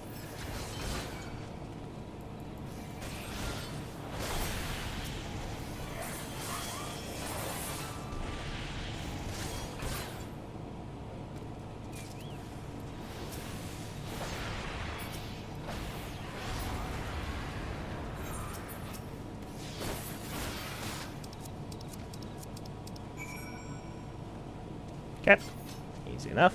Let's take our prize. So, lower level treasure maps act like this, where they're a overworld thing, and you just kind of come over here, kill some things, gather the treasure, open it up. You get, like, some decent items, some higher level crafting items, typically.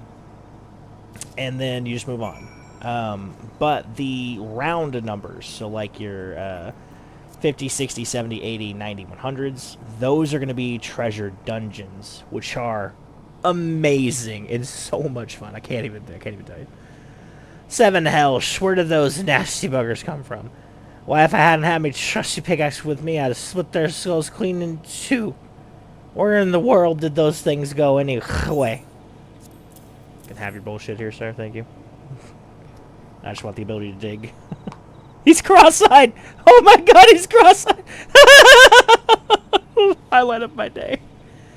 What's this? Look, old Elwine's had the finest Eorzea has to offer, from the Drowning Witch to Buster's Druthers. And he ain't seen nothing like the great Brigus Scott. This trap, that's what it is. Opening the casket shattered this here bottle, and this foul slop poured out, luring the nasty buggers with its stink. I told you to be more careful. Now hand over the loot. You may have opened the casket, Edelwine what did the dirty work. Wait, that's it? Gave me everything?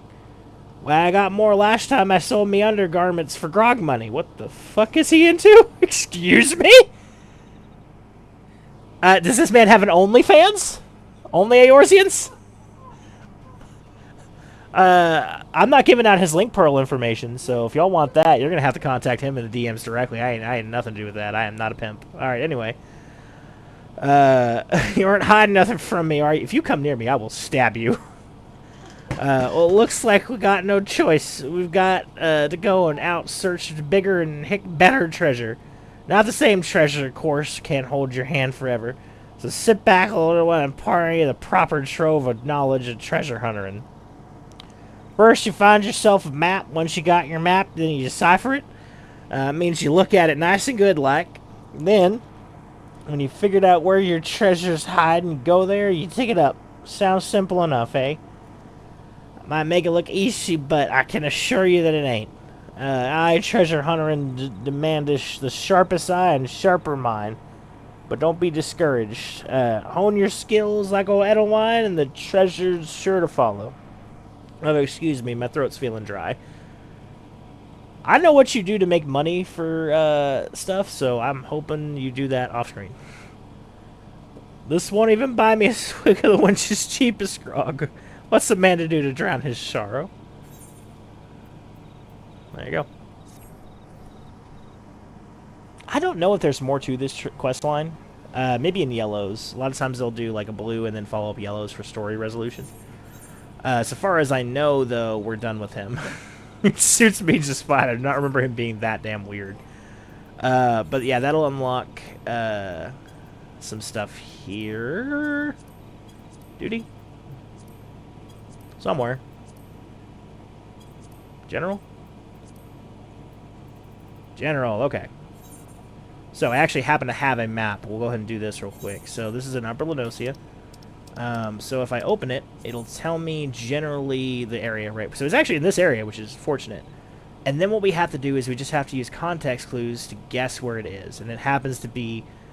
I promise this was not planned, but it happens to be about 6 inches from where we're standing. I don't know how I could have planned that. Did he give me that one? Because one of the others was in my saddlebag. No, it's been in my pockets for a minute. I mean, it's been in my pockets for a couple streams now. You can go check. So now that we have that deciphered and we're standing in the general region of it, we go for the other trait that unlocked, which is dig. It will not do anything if you are not in the area. But provided you're close enough, it'll pop up. And it's got some mantises over here.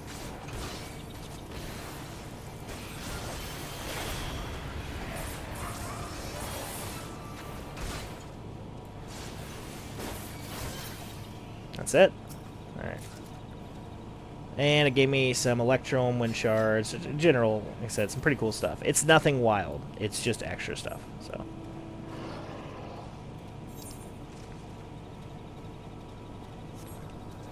Anyway, there you go. One last thing I want to do, because again, we were doing the hunting log. Revenant's Toll. Sorry, 2 more things I want to do. I want to unlock this thing, get that building. I still don't know if I want to do Archer or not right now. Hang on.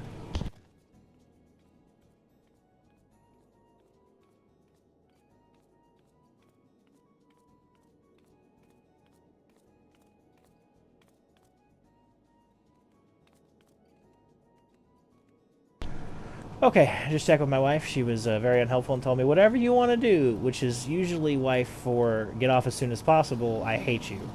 But I think in this case it might mean what she said, so. Because she's also playing Final Fantasy. Ay, scheiße, some bitch. Yeah, she's not doing well. So, here we go. The name's Guiding Star, and you have the look of a goldsmith. My goal is no less than attaining complete mastery of all things, crafting and gathering. And to this end, I roam the world. But I must say, the Revenant's Toll offers a sore temptation, the temptation to stay. I'd heard tell about the adventurer that had thrown its weight behind this place, but I had no idea the kind of talent pouring into the camp. I could tell just from your hands that you're an adept yourself. You've not flinched at the notion of a little hard work. Once you're standing, must have the tools to match. Surely you must own some choice items. Will you not let me see one? Oh, shit. Or, okay, so it's either or. Actually, I have this fancy little get-up now, guy, but no, I don't have the tool yet. I might be able to craft one real quick, though, just with items on hand. Let's see what I have. That's one of the benefits of doing it this way, is that I probably have the ability to craft a level 50 goldsmith arm. Carpenter, blacksmith, goldsmith. Nope.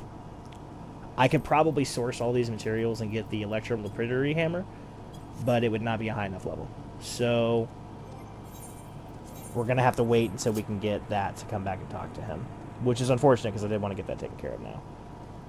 What are my currency sitting at? Not quite 12 o'clock yet. Is okay. Whoops. So what we'll do instead is we probably will go ahead and go unlock the one thing I wanted. It is an archer. Why not? Looks suitable for when we would have actually done this quest. So this quest line really just unlocks kind of like a relic weapon for your crafters and your gatherers. We've mostly met him. I might do that one off the screen. We'll see. It's definitely a grind to get. Correct me if I'm wrong, but are you not an adventurer? I've seen you running to and fro, face set in grim determination, as adventurers are wont to do, hence my presumption. If so, I have information that might interest you. Rumor has it that plots within the lavender beds are to be auctioned off. What's more, bidders are not even to be Gridanian. Any old adventurer or wandering minstrel could, with sufficient funds, purchase land and build their own home. Considering how discerning the elementals tend to be about who can and cannot reside within the Twelveswood, it's rather surprising, if not hard to believe. But if there is truth to the rumors, well, who hasn't dreamed of owning their own forest cottage, perhaps, with a small vegetable garden and stable large enough for a chocobo or two? You know, should your travels take you to the mirror planks, where the ferry to the lavender beds is, perhaps you'll find a twin adder representative who can tell you more. I would be shocked if they weren't involved in such a monumental change of policy. Monumental, excuse me.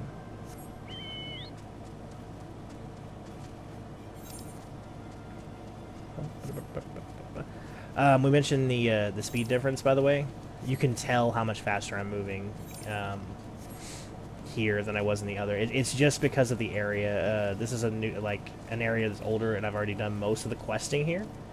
So the game's like, cool, you can move faster here now. Once we clear ARR, we will be able to fly in all these areas. I had debated doing some of this stuff, like holding off until after flying was unlocked, and just really drilling down on that MSQ. It was a huge consideration for me, I'm not going to lie. But I opted not to because I wanted to experience it more in the way that it would be emblematic for when you're actually starting. Good evening to you, miss. Oh, good evening to you, miss. What can I... Oh, you wish to know about the auctions? Very well, allow me to explain.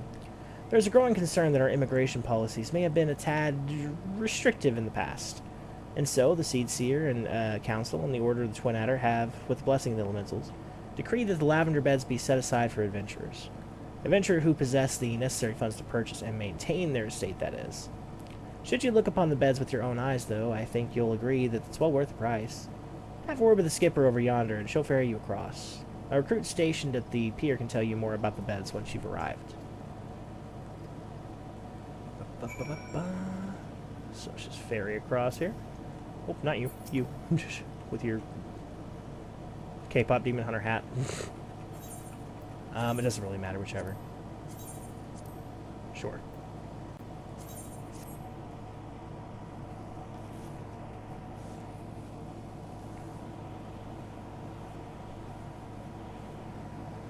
So, of the 3 starter areas that you can purchase, Lavender Beds is easily my favorite. It's not even a competition. I love forests, and I love mountains, and I love rivers. It has all 3 of those things, and it's incredible. I hate deserts, and I hate the ocean. So, by sheer process of elimination, it would have won. But, yeah, certainly the other helps too, sure. Greetings, adventurer, and welcome to Lavender Beds. Ah, you came to the behest of a Gridanian woman? I regret to inform you that these plots are reserved for adventurers. Your friend will not be permitted to take part in the auctions. You, on the other hand, would be more than welcome to participate. Should you have a mind to purchase a plot yourself, pray speak with the resident caretaker. He can guide you through the process. So, we're going to go ahead and leave off here. But yeah, this is a very cool feature. So, Final Fantasy XIV, in complete, say, upending of the trend, does not do instanced housing. Hang on. Good to see you again, friend. Did you learn anything about the lavender beds? Oh, adventurers only. Is that so? Well, these are trying times, and it's more important that every Gardanian, than ever the Gardania attract capable individuals like yourself. I'm sure that one day my dream will come to fruition. One day I'll have my own cottage and stables filled with my beloved chocobos. Sorry, Margaria. What was I saying? Oh, instance housing. So, like for example, ESO, they do instance housing. Benefits of instant housing are that everybody, literally everybody, can have a house, right? There might be a cost in game. There might be some sort of like maintenance you have to undergo in order to maintain it or whatever, but you can always get it. The downside, or at least the benefit in doing it the Final Fantasy way, non-instance housing, is that it's neighborhoods, right? So you've got neighbors. You can hang out. You can have like your own little lot where you have neighbors, and like you can sit there and see each other and visit each other's houses a little bit more easily. I am not weighing in super heavily one way or the other. There are pros and cons to both, but I do think it's interesting, just the distinctions. So, 1 second here.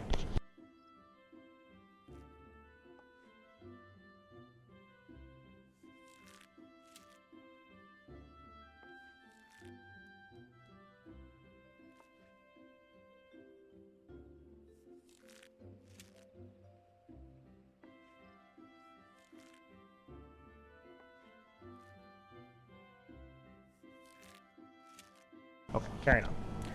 Okay. Welcome back, Westydia. It seems you have successfully completed the trial. You have proven yourself worthy of a place in these halls. It is with great pleasure that I name you an Archer of the Guild. As fellows of the path, let us strive for greater mastery of our arts. Now, though you may be a member of the Archers Guild, know that your seniors will not coddle you with personal attention. It is up to you to seek out the experiences you need to grow as an archer. By way of a first step, I encourage you to practice proper technique. Loose arrow after arrow, paying close attention to form, until the movement becomes second nature. When you draw your bowstring, when drawing your bowstring, listen, let me just try this 7 or 8 more times. Cut this out of the final draft.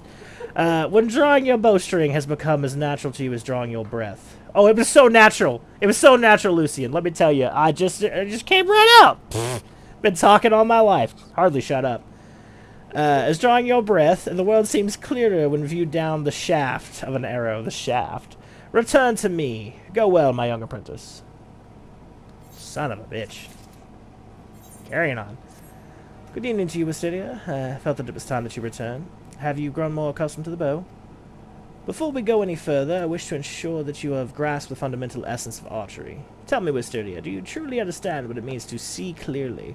To see clearly is not merely to look, it is to observe with intent. Fail to do this, and no amount of talent with the bow will avail you. An archer must remain vigilant for any trace of his target, overlooking not the smallest detail lest it prove crucial to realization of his purpose. He must, in short, see clearly. The coming task will test your powers of observation. A number of targets that have been hidden throughout the city. I would have you seek out and destroy them.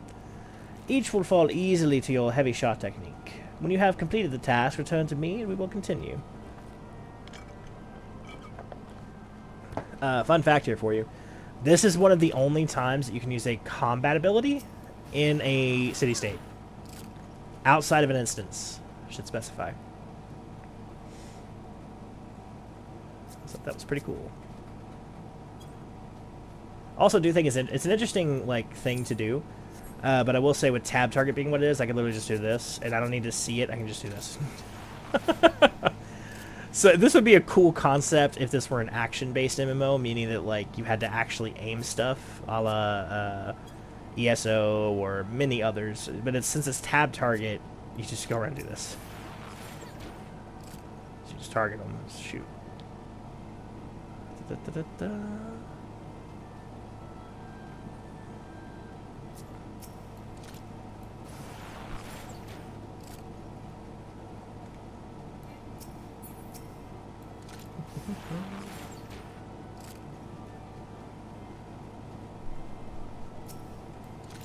I suspect there's actually more than 6 of these. That's interesting. I wonder what the other ones are that we missed. That's kind of cool. I wonder if anybody's gone in and like looked at all of them.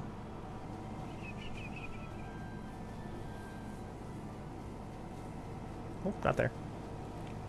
Got a little sidetracked.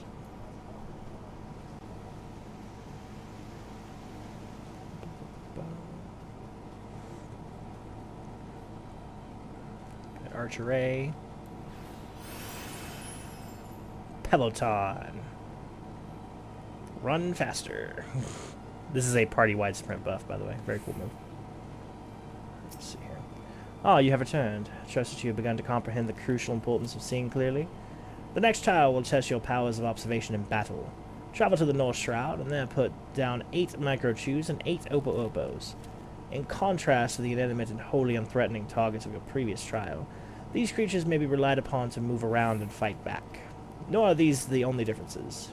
Being comparatively numerous, micro-chews and opo-opos are anything but difficult to find, and yet you may be assured that this task will test your powers of observation, albeit in a different manner.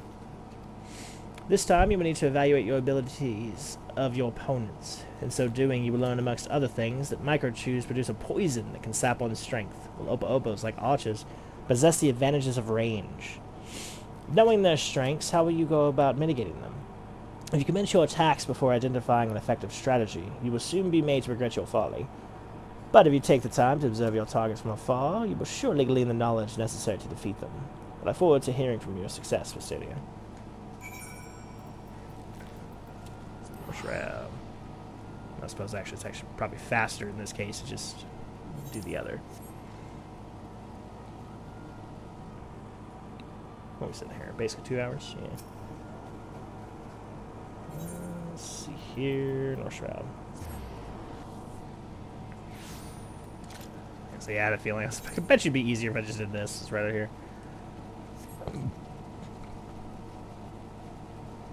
Oh, excuse me. Okay, let's see here. Opos.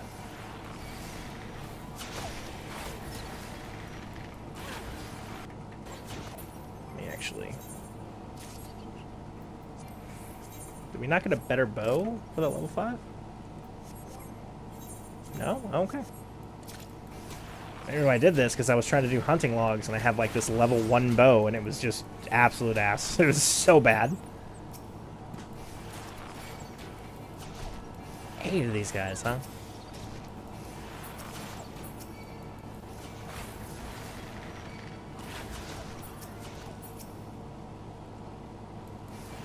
Desync though.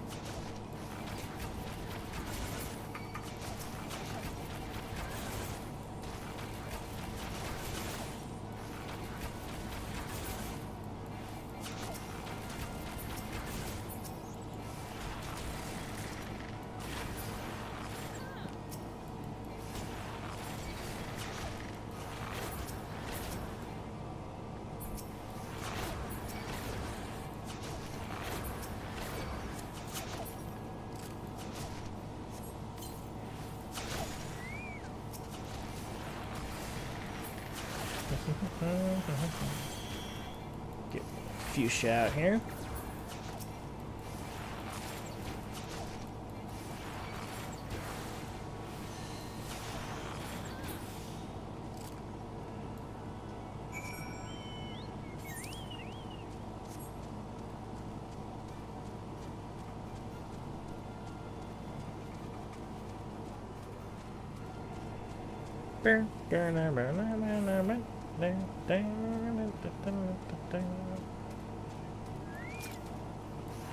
I heard you like poison. How about them apples?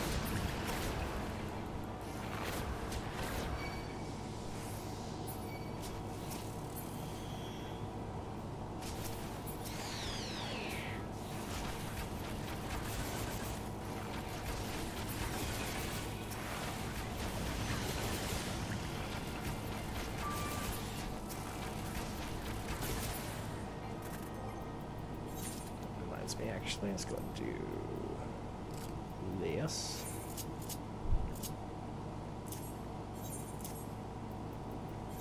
So specifically, there's really no reason not to do this. And Hawk's Eye. Okay, so this is actually the this or the other then. Yep. Okay, more micro choose. Choose.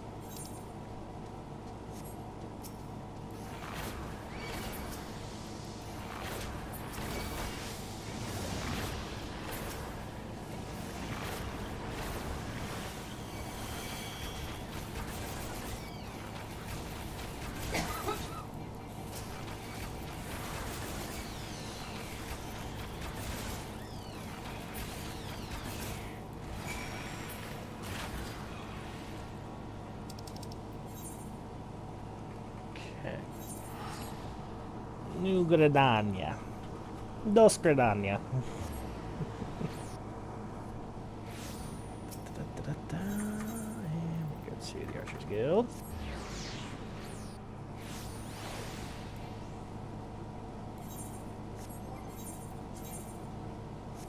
It's level 1 bow.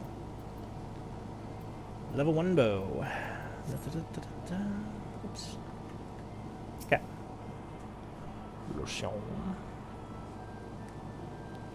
Welcome back, young Wisteria. Tell me, were you able to put your techniques to good use? When faced with an enemy who can attack from a distance, simply raining arrows upon it is wasteful and dangerous both. The battle would be naught more than a contest of strength. By employing the appropriate techniques, however, one may bring down one's foes with greater ease and fewer arrows. For instance, you may choose to prime your weapon well and strike hard, or employ toxins to sap their strength over time.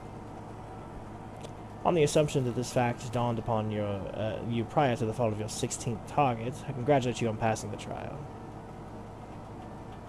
Le Sevier, what is your honest evaluation? Not bad if you ask me. The adventurer pulls a good bow and is enthusiastic besides. Pleasure to meet you. My name is Lee Alipio, and this is my 2nd year with the guilds. It's quite plain that you have a talent with a bow, but you must take care to mind your surroundings when you're pursuing a target. I had my eye on you for a duration of the trial, but not once did you notice my presence. Mind your surroundings? That's rich coming from you.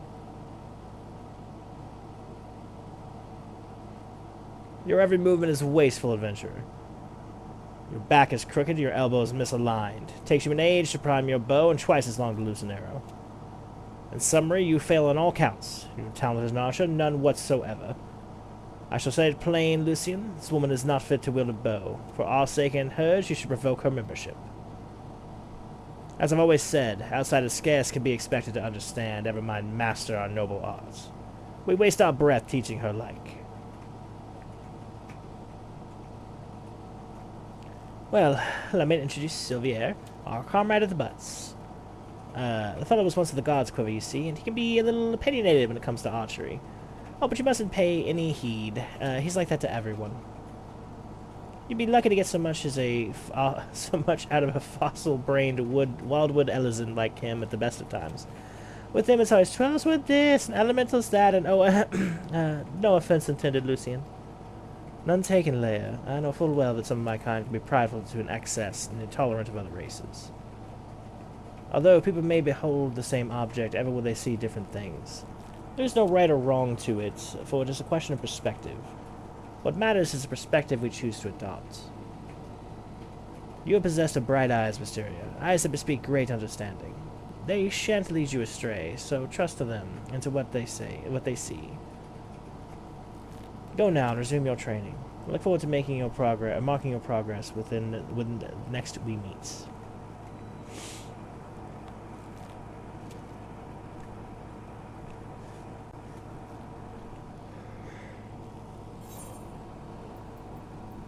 Whew.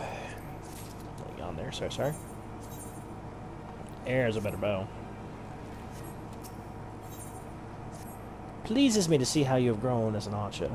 Plainly you have taken my counsel to heart and learned to see with your own eyes. I would now have you discover what it means to behold things from a different standpoint. You recall Lay Alipio, your senior in the guild? I have given you over to her care for this lesson. Speak with her and do as she bids.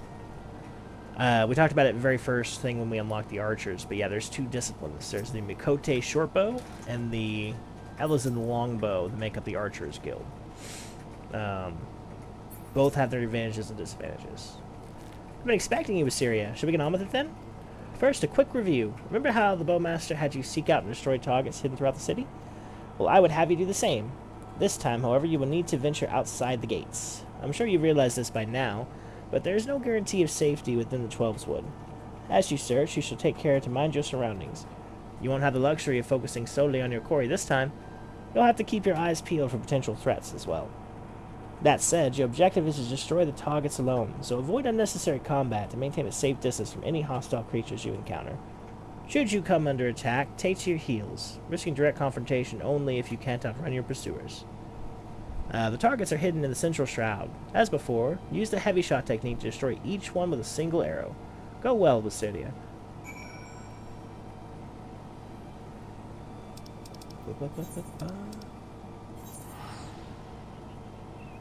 Faster to the other. Okay.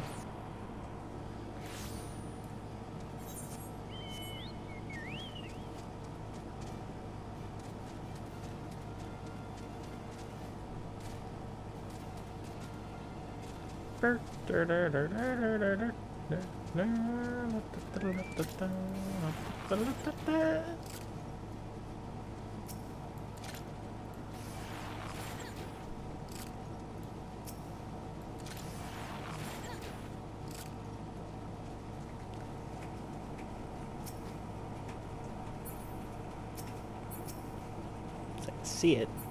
Targeting is apparently a different matter. There you go.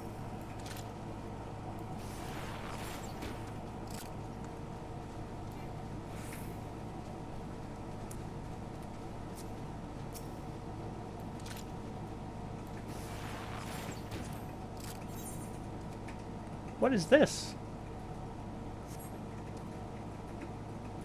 What? What is this? You can land on that over there. What is this thing? Wow, when we get flying, I need to remember to go over there. I've never seen that before, but that's fascinating. The only way to get over there would be via flying. It looks like just a little hollow in the rock where you can overlook Redania.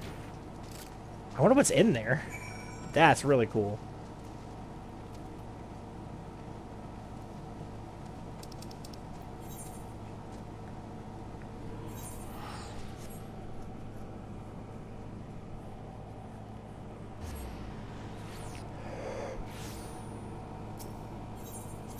Whew, okay. Back to the Archer's Guild. Rolling around at the speed of sound. Places to go, there's a flute on the rainbow. Okay. Well, you've made short work of those targets, I must say. It seems you've learned to seek your prey without being preyed upon.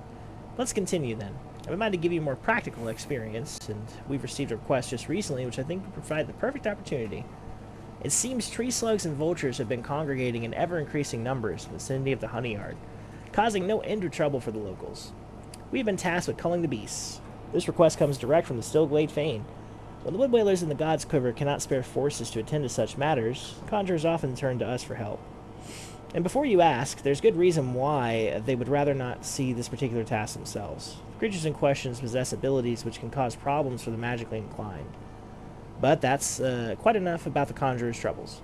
Lucian taught you how to discern the enemy's key traits, did she not? Well, now you'll need to do so while maintaining situational awareness, lest you be overrun. Consider this a comprehensive review of her lessons and mine own. Your orders are as follows. Head out into the East Shroud and there put down 8 tree slugs and 8 vultures, using all the skills you have acquired thus far. Good hunting, Eorzea. Back out.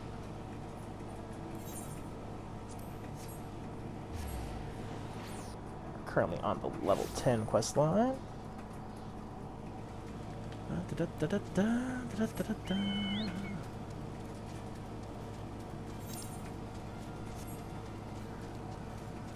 Don't think we're quite going to be able to, because I'd have to go in and do all these hunts, and I'm just not bothered to do that right now.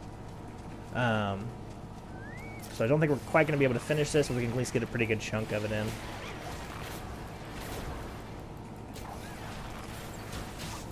Suppose Tuesday we'll take over, finish up the rest of these. That way I'll have them all in one continuous string at least. They go from there. Sorry I'm so tired, Travis. It's a Sunday, one of my few days off, so.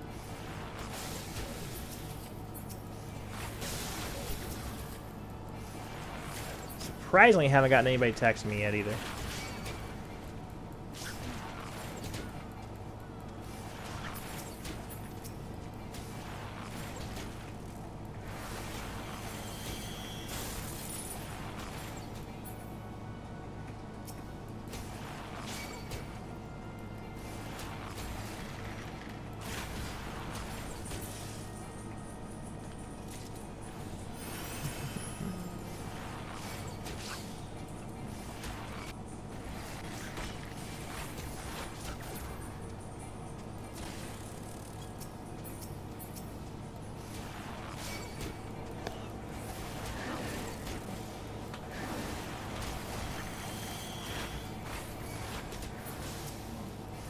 A lot going on over here all of a sudden.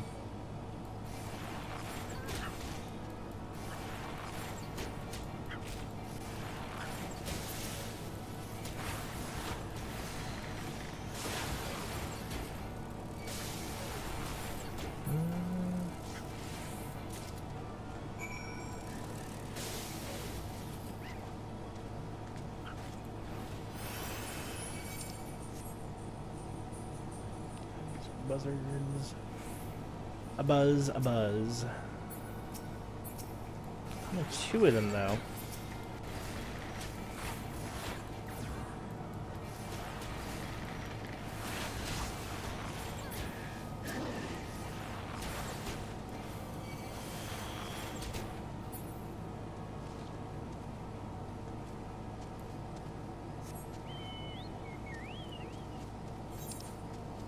I have to do this fade after all, at least a little bit.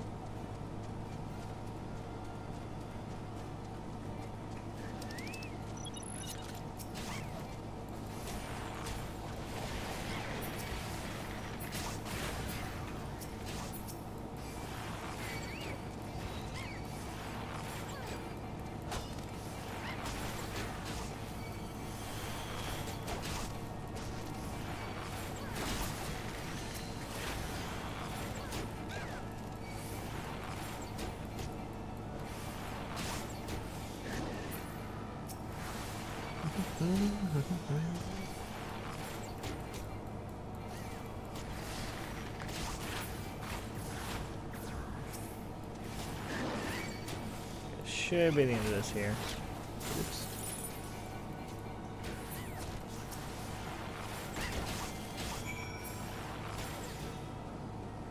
Alright.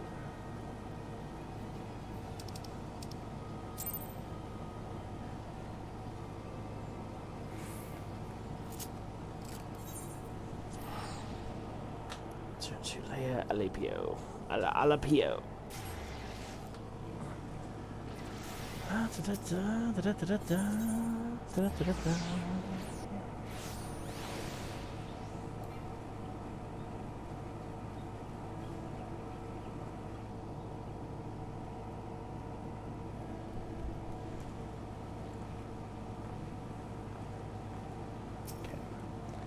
Judging by your smug expression, I'd say you acquired a feel for maneuvering to exploit enemy weakness whilst covering your own.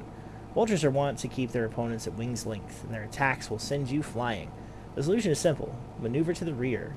Tree slugs, on the other hand, have an annoying knack of disrupting spellcasting with their secretions.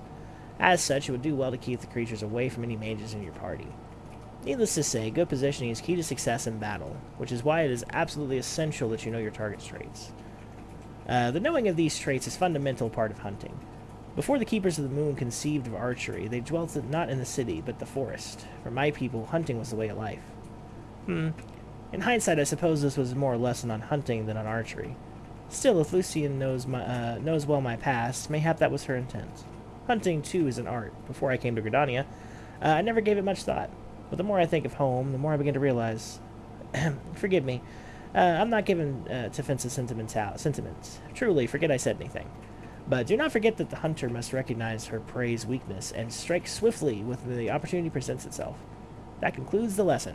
Now I suggest you pay Lucian a visit. She is doubtless eager to hear from you.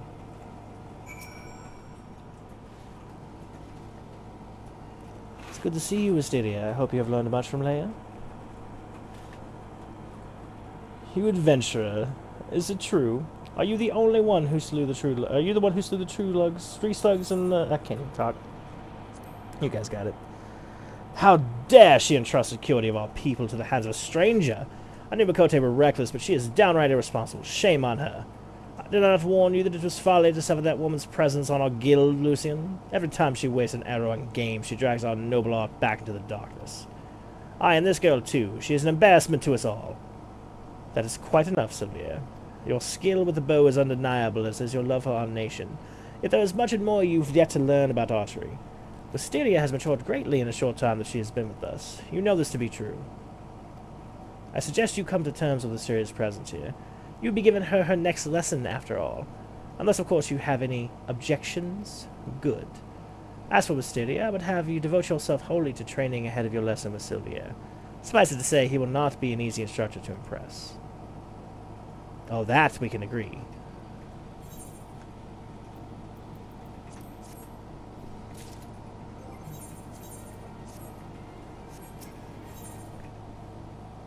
Violators will be shot. That's an amazing quest name. Welcome back, Wisteria. I trust you have been keeping your nose to the grindstone. As I mentioned when we last spoke, you will train under Sylvia's tutelage today.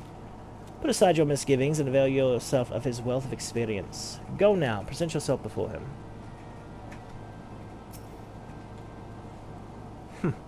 I see it was too much to hope that you would not return. The others believe that you have potential, but I am not so easily convinced. Like so many adventurers, you have not the faintest inkling of what it means to be an archer. And how could you? Archery is the proud tradition of the Wildwood Ellison. The essence of this art, to read one's enemy, has been instilled in us over centuries. In that time, we have defended this great nation against every imaginable foe, granting us insight into which he will never possess. Can you recognize the subtle signs that betray a coming action? No. Can you accurately predict an opponent's movements? No. Can you glean your foe's intentions at a glance? No. Can such things be learned by one who knows nothing of our traditions? No. It is only out of respect for Lucian that I agreed to teach you. Go to the East Shroud and seek out targets hidden there, but do not presume that they will be easy as before. As I told you, the ability to reach one's enemy is fundamental to archery. Yet the trials set by my colleagues do not require you to do so. Mine will. The targets you seek have been hidden, and I do mean hidden, in the midst of a region rife with savage beasts. They will play the part of your enemies. In the unlikely event that you spy a target, your limited range will necessitate that you slip into the bestial guardians prior to taking aim. A feat I consider beyond you. Was that a frown? I'm happy to think after thinking that the Makote set you a similar task. You are wrong. She merely said that you consider where your foes are. I demand that you discern precisely where they will be. How, then, will you go about doing this? Observe them closely and discern their characteristics. Learn to read their movements and recognize the patterns in their behavior. If it has eyes, let it not see you. If it has ears, let it not hear you. Be neither where it is nor where it is meant to be, and thereby pass unnoticed. But enough small talk. Whether or not you heed my counsel is your decision. I will shed no tears should you fail. Interesting. Also, funnily enough, I am also a Wildwood Ellison. Not of Gridania, but I think it's funny that he's like, oh, only Ellisons. I'm like, motherfucker, I am an Ellison. You see the ears? It's right here.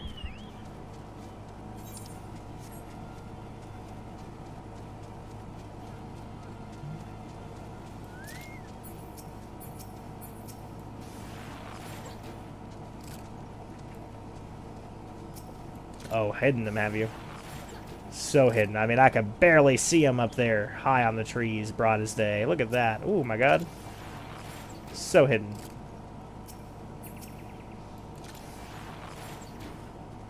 I feel like every class questline has just an asshole in it. It's like, pish posh, only for us. Meh. Eorzea is just full of incels and nobody's talking about it. I did not think I was low enough level to get targeted by any of these things, but okay. Alright, easy enough. Stage 1 complete. Yeah, there's no point in doing doing any of that right now. South Shroud, North Shroud. Like 7,000. Yeah, not enough to bother. Just making sure. It's like if we need to do all of these to reasonably like get a level, we're not going to bother right now. I don't want to waste y'all's time on stream with me just doing hunting log stuff. Teleport around, kill one thing, teleport again. It's boring. It'll get the job done, but it's not exactly exciting to watch.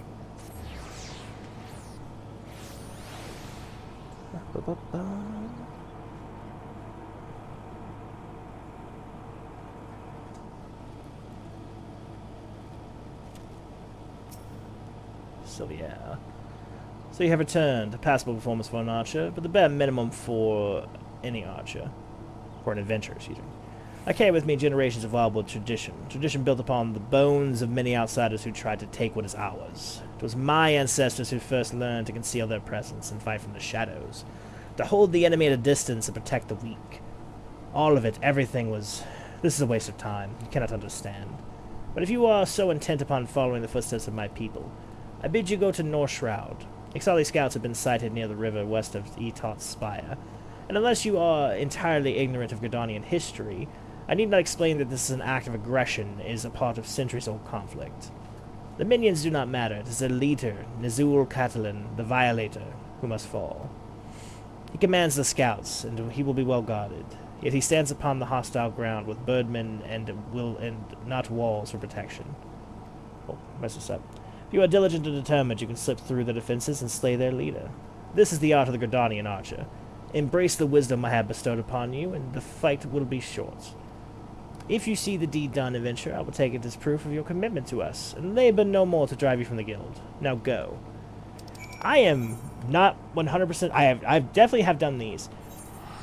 I'm not 100% certain he doesn't want us to die. I don't remember what the overarching theme of this is, except that I'm reasonably certain this is probably not so much a trap. It's more like, you know, I'm the upstart and everybody likes me and he doesn't. So he's like, oh, really? Well, if you're so good, why don't you go try to fight a bear then? Go ahead, just go fight a bear. You know, he's just egging me on, basically being a dick.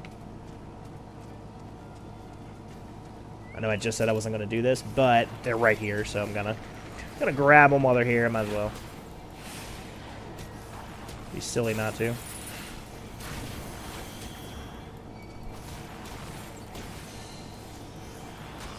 You spin me right around, baby, right around like a record, baby, round.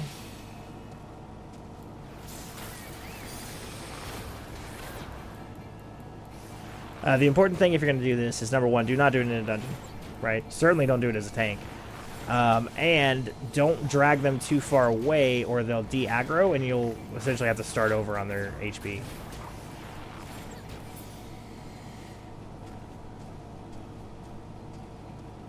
Gertab. Let's avoid him real hard.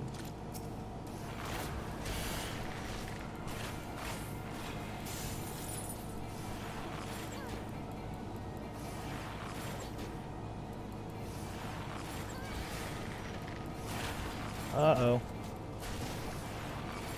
I don't know that I can take two of these. Not easily.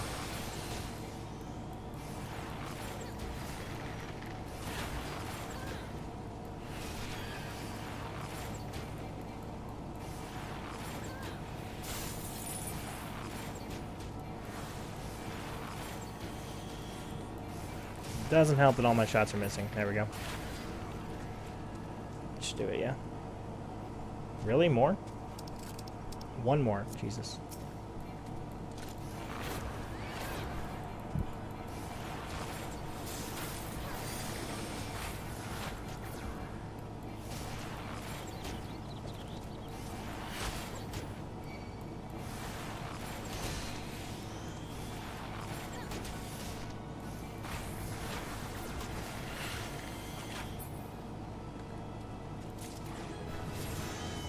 There are my webs. Hey, we got a level up. With that plus the quest rewards, we might actually get a high enough level to at least get to level 25. So that'll be nice. I mean, I did promise bonus dungeon. I wonder if it's worth queuing up for a leveling. Fuck it, we'll do that. Oh, and then immediately have to leave it. So I don't think it'll let me do it while I'm queued. Yeah, I didn't think so. Immediately withdraw. That was fast. 1 sec, guys.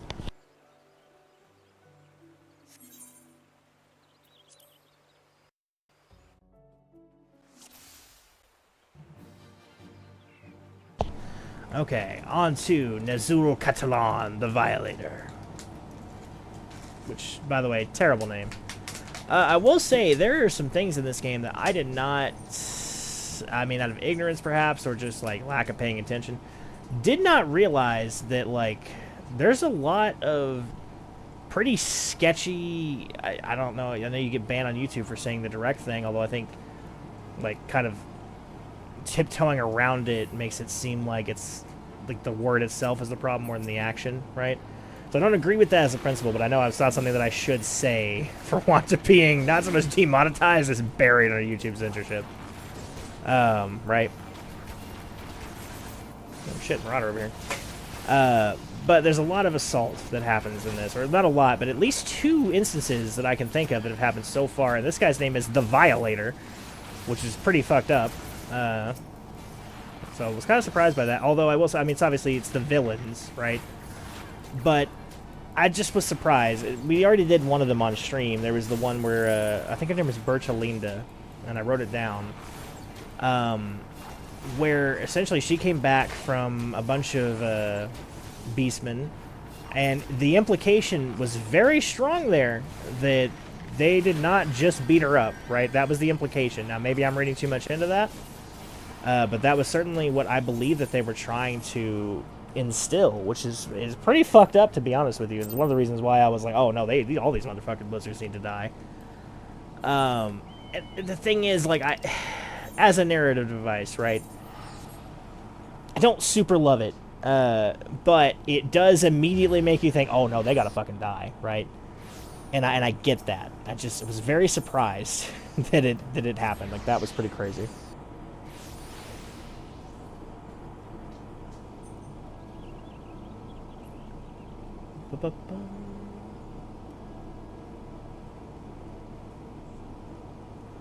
Okay. Oh, not you. According to Silvieri. Killed your mans. But now I struggle to credit the sentry's reports. Yet here you are, Nizzle Catan the Violators no more. That a God's damn adventurer should be so... Only by the grace of Nymea herself could you have survived. But even though it was pure luck, I will keep my word, Wisteria. Should you stay or should you go, I care not. You have completed the task, and I know no longer my responsibility. Go now to Lucian. She will doubtless wish to lavish you with praise. Oh, you'll get no more from me. Off with you. Oh, wow. Thanks, guy.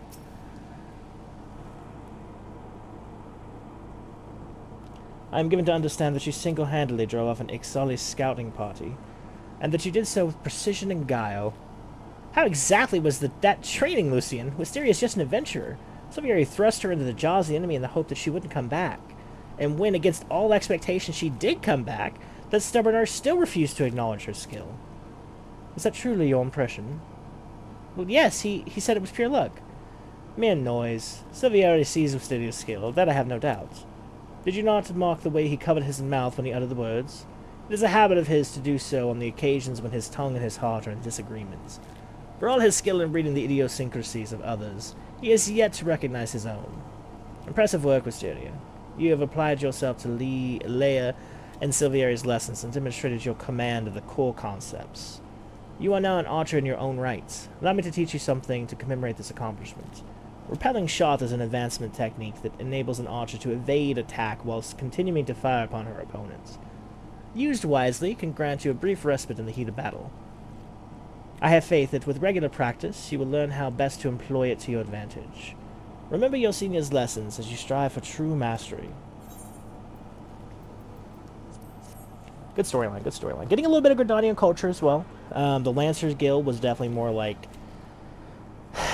Gridanian stubbornness, I suppose, or sort of the, hypocrisy that can be within those guilds. Conjurer was definitely all elemental.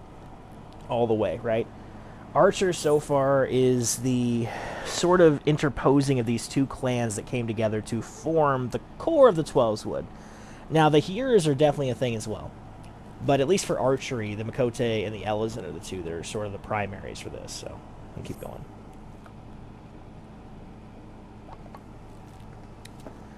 You came at a good time, Muskeria. I have a task for you. Petition has arrived from the proprietors of Buscaron's Druthers out in the South Shroud. The petitioner, Buscaron himself, has requested our assistance in dealing with a gang of poachers. I would have the three of you meet with him and investigate his claims. Three of us? You mean Wisteria, myself, and... It would be better if I weren't alone, Lucian. The Makote and the other one will only... No, Silvieri, you will go as three. Also, it is past time you recognize Wisteria as a fellow archer.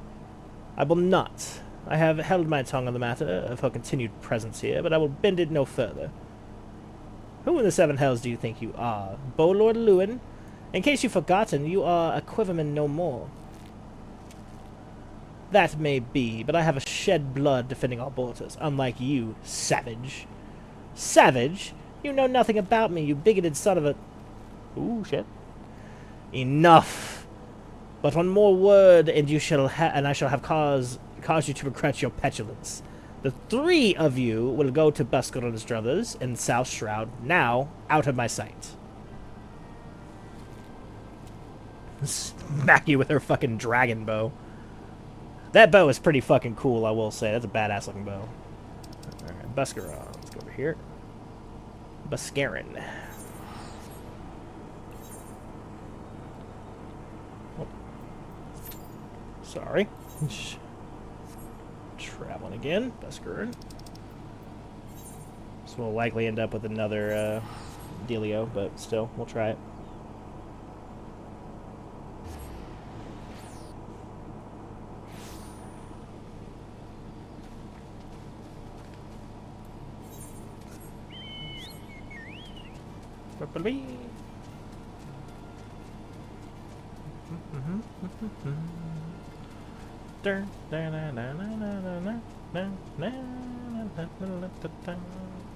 Doing that.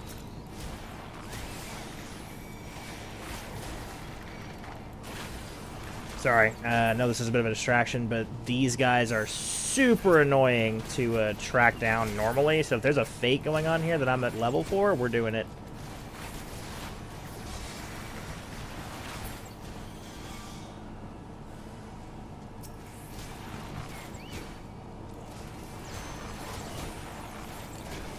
I just hope this fate lasts long enough for me to kill 5 of these guys.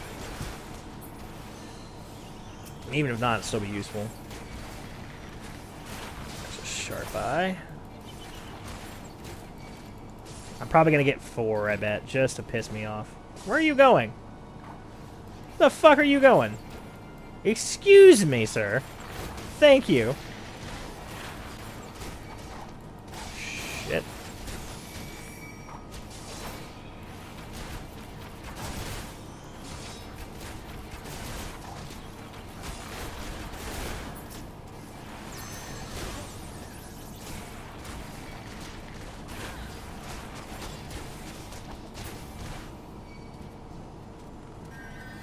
I just got physicked by an Arcanist. Thank you, good sir. I appreciate it. Oh my god.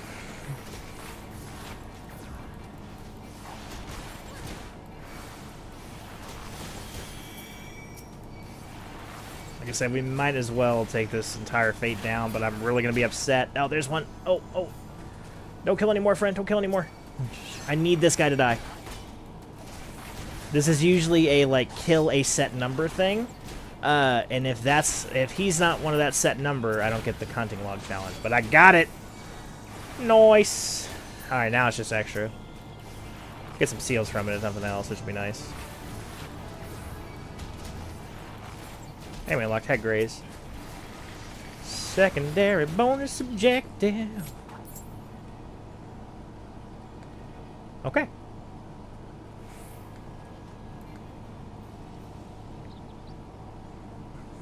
Wait, because that one guy's probably got a dot on him. There we go. Level 24. Anything else in this area? To go. Chasm Desert. Nope. Biscay. There's a Ziz. I know where that's at. I know where that's at. So both Sorrel Heaven, aren't they? Oh, you're Alder Springs? Interesting. So we can do 2 offer for that, and that'll probably get us to 25 if nothing else, but let's carry on for now.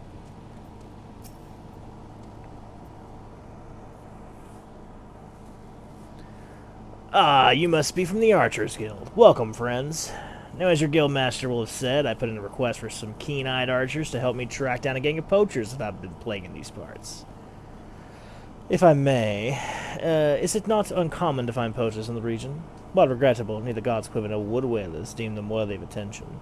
Why then did you imagine them worthy of ours? 'Cause these ain't no common poachers. They're Pawa Majuk's gang. They say she and hers are always moving, staying one step ahead, but I reckon she's hiding out here somewhere. Thing is, I can't just send my people out searching. Made a pact with the red-belly bandits, see? We stay out of their territory and they don't make no trouble with the druthers. That being so, if I summoned the massed ranks of the whalers and the quivermen, all 7 hells would swiftly break loose. Assuming they even thought the matter worthy of their attention, of course. Needless to say, that's not an option. As luck would have it, though, I've got 3 keen-eyed archers to take care of things instead. And all without reason, no alarms. We understand. You may leave the matter to us. Leia Wisteria, split up and scour the area for any signs of the poachers. Should you discover anything, return here and wait. We will reconvene to compare your findings ere long. Go. Buskaran, Buskaran. Really love him. I know we talk about him literally every time I see him. Love him as a character. Great guy.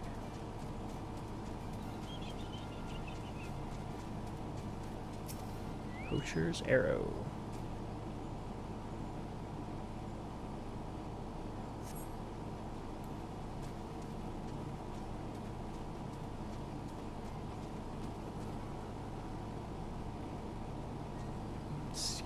Scanning for arrow. A fun black trap. Then presumably the other one's going to be up here, probably on the ridge, or down there in the river. 1 and 2. You can usually kind of gauge where these things are going to be by the circle itself. So, like, if you get one on the tip of the circle, it's pretty good chances that the other one is not also going to be the tip of the circle. So, most of these I found on this path line. So presumably the other one's going to be somewhere over here. Oh, but hang on. Got a quick little hunt over here.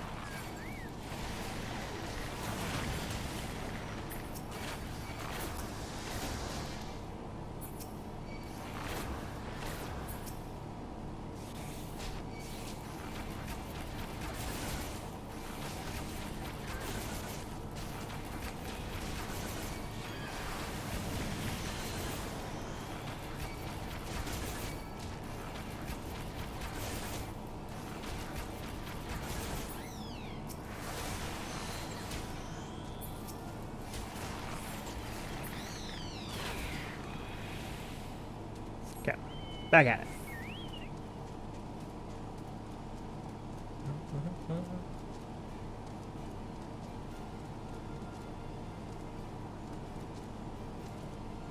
I feel like you can almost climb that. Just almost. You can almost climb that.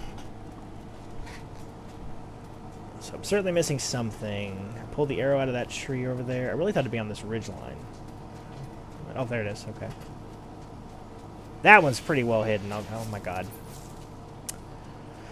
Let's just desync these. So, Heaven, Alder Springs.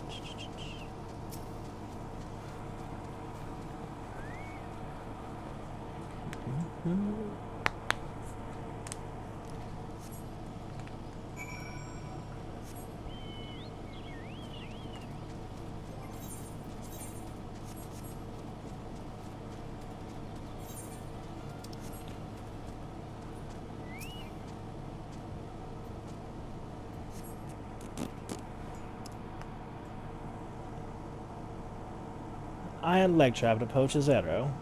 These are the evidence of illegal activity, but nothing that will help us find Pawa. These mead bottles are but old refuse from before the Druthers was ever built. They have no connection to the gang. What do you know of this Pawa woman, Siliari? I know that she is the most infamous poacher ever to walk the Twelveswood. A born leader, deadly with a bow, she formed her own gang of Makote hunters. She was apprehended once and would have been brought to justice had she not tricked a foolish young sentry into releasing her before vanishing without a trace. Is that so? In any case, we've scoured the area and found nothing. How do we know that this powwow was ever even here?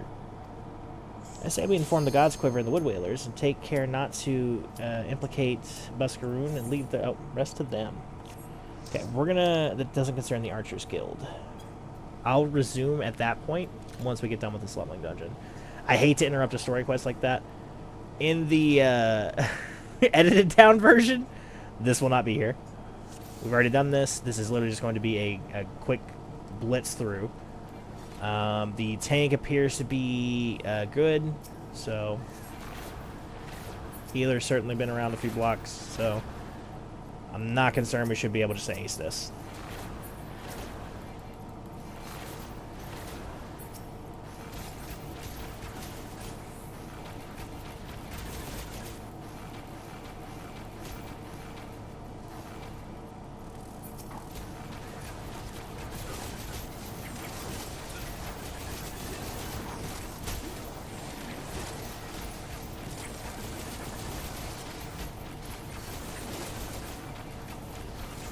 So in terms of single target, obviously the best damage is going to be Lancer and Samurai. But I will say Archer, Machinist, Dancer, they have a pretty quick and pretty efficient rotation for DPS in the scale like this. Really anything range. I suppose the mages are there as well. But yeah. Definitely not slouches when it comes to damage in this department.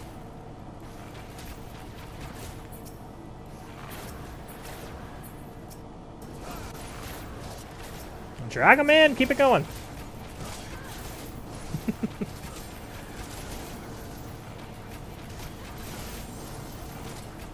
Yeah, we could easily drag this into the boss door, such as it is.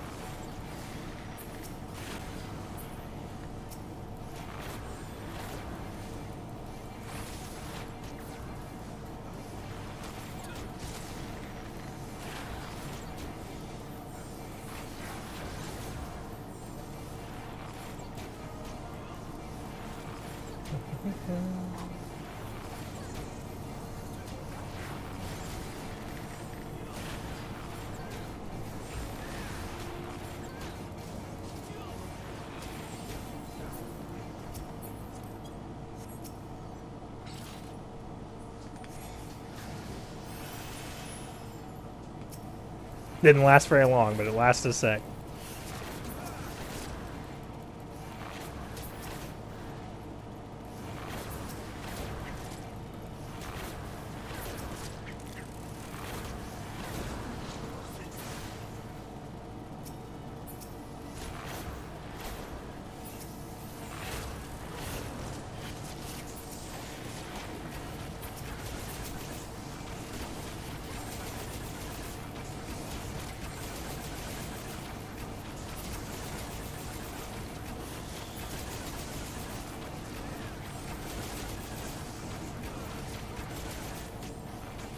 We are tearing through this right now, travelers. Oh, it's a very satisfying quick knock. Very good animation, very satisfying to do. It only gets better.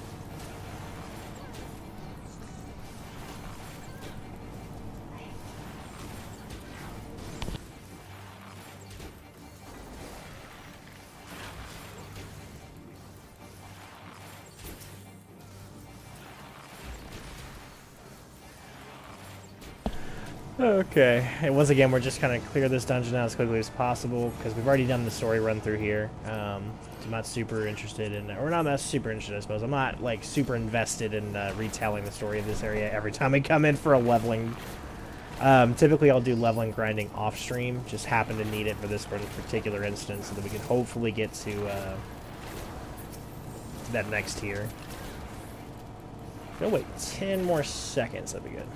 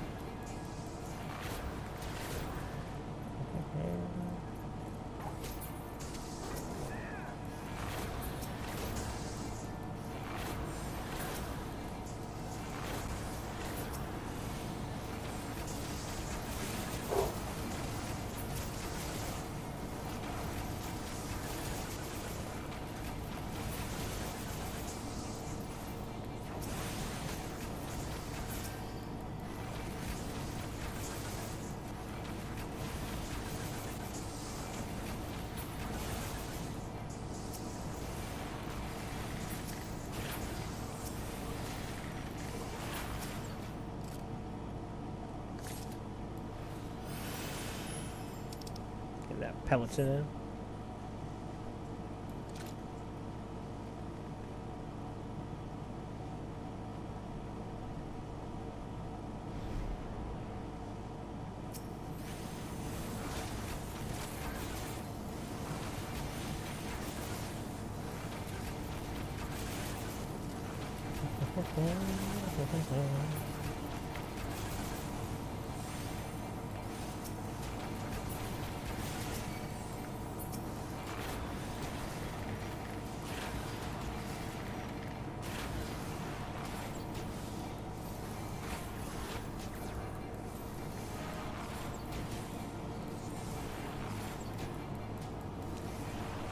Probably not going to use my Raging Strikes on this.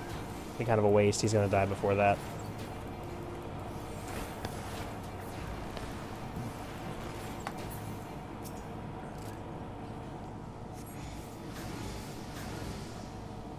Yeah, this is nobody's first rodeo here. You can definitely tell just by the way we are blitzing this like insanely quickly. Alright, ready, set, go. Ready, set, fire. Ready, set, fire away.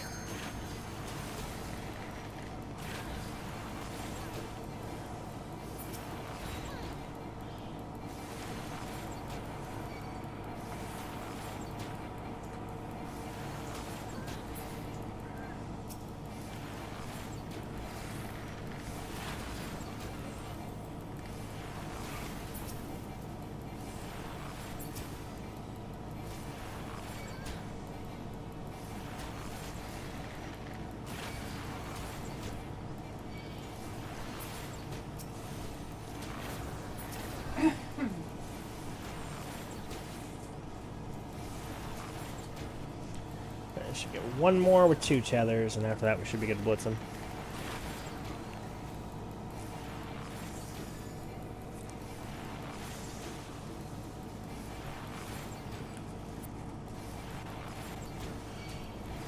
Man, I can't wait to unlock Barrage. Barrage is one of the most satisfying moves you get in this kit.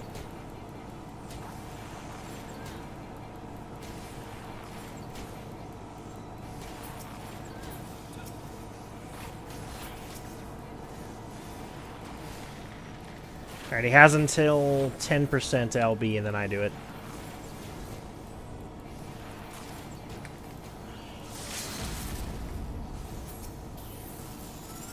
Should have done it earlier. You do typically want to do it around there, and he was just new, the ninja, presumably. Should have been his by rights. It's a better option for him, but...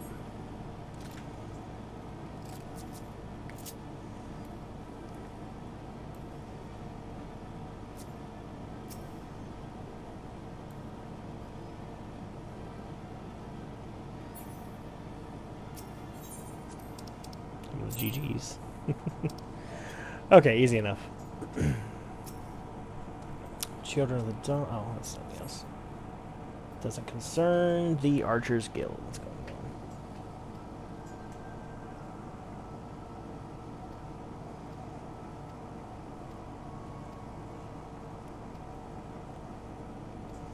on? Okay. I say we inform the Gods Quiver and the Wood Whalers, taking care not to implicate Buscaron, and leave the rest to them. This doesn't concern the Archers Guild. It concerns Gerdania Leia. Pabwa Majuk is a savage and utterly immoral poacher whose actions, however indirectly, threaten the city's well-being. But what would a vagrant like you know of duty to one's homeland? No more than she, I suspect. How dare you? And you, Wisteria, say something. Yeah, must be one. I'll tell you, now is not the time for this. Shoot you both. Very well, we'll return to the matter at hand. Mayhap we should take a second look at the clues we have gathered? Look all you want, though the trap and the arrow we found suggest poaching, there is nothing remotely unusual about them. What do you think we should examine, Wisteria?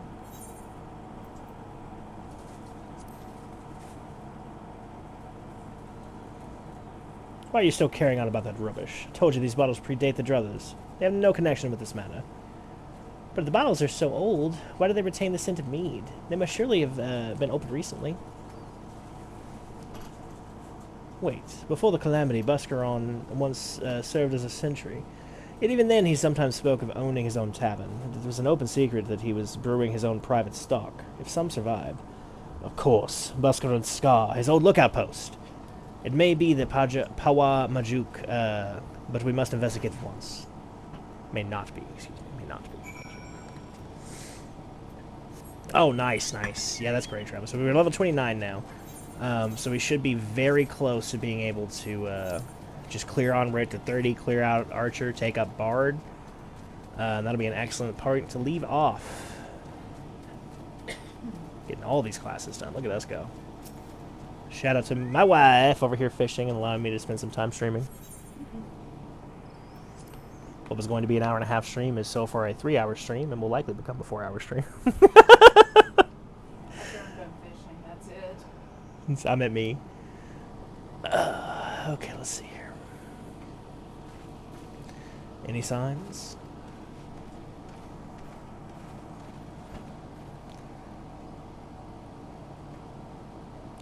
Look, the ground is covered in Makote footprints. These tracks are fresh, very fresh. I wager the bandits were alerted to our coming and fled, else they're hiding near... Take cover. It's got good ears. Hey, and there I was thinking we caught ourselves some of those meddling bloody masqueraders. Now that I'm complaining, hiding your face is downright bloody rude when you ain't been introduced.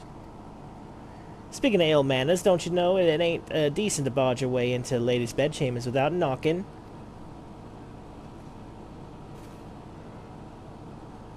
You would lecture us on manners? Truly I have heard it all. They have us outnumbered. We had best split up. Leader's mine. Try to isolate her from her litter. Silvieri, Wisteria, take the rest of you, take the 2. As you will. So, you notice how all the Makote are female. I talked about it very early on, actually, when we were looking at races. Makote males are exceedingly rare. Exceedingly rare. Like 1 in 100, I might even be 1 in 1,000. I don't remember the exact numbers. I just know that they are exceptionally rare. They're kind of like, almost if you think about Makote, they're almost like lions. They're There's typically like a herd of females, and they do all the actual work, and then the male, who is the patriarch, but basically doesn't really do anything outside of, you know, what's needed for the continuation of the line, let's say. It's fairly similar with Makote, although the male is also sort of like a leader, a wise sort of leader.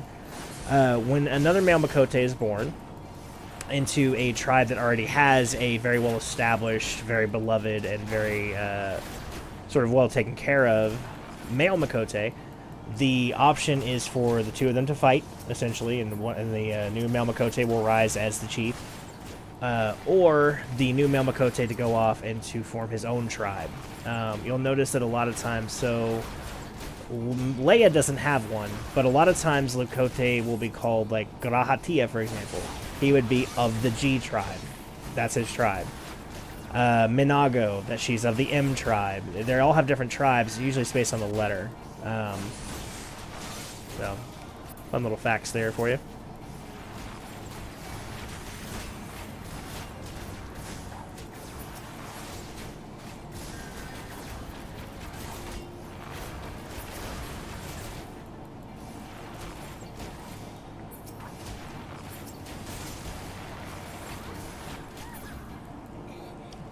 That it? Oh, y'all are making this too easy.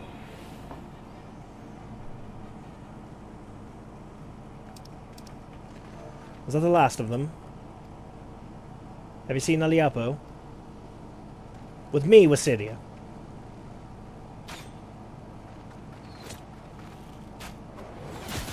Holy shit, that got her right in the fucking eye, it looked like. Tisk tisk, that was a piss poor showing, sister. And you call yourself a keeper. Hunter with no fangs ain't nothing but prey. No!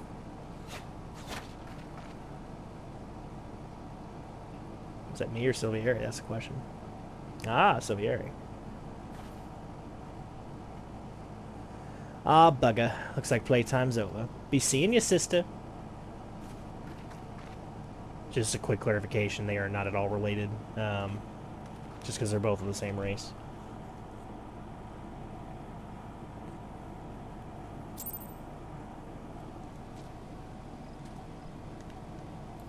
Let me see, there might be some further dialogue between these two here. So it was Pawa Majuk after all. Buskerun must be informed. Pawa Majuk, I was no match for her.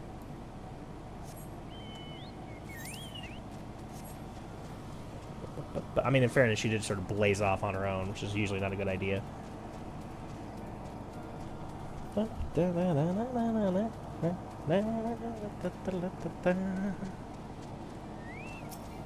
Okay. What does that mean? Went too far? There we go. 7 hells! They robbed my old post, and they drank my old mead! That stings most of all. Well, it's past time that the proper authorities were informed. I'll send messages to the Wood Whalers and the God's Quiver. The Red Belly Bandits won't like it one bit, but I'll see to it they're told exactly who the military is after. Only hope it'll be enough.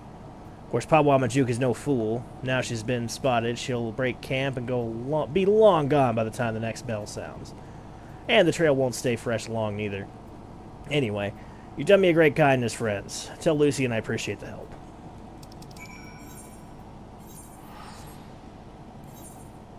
Yeah. Hoping, because this was the 20.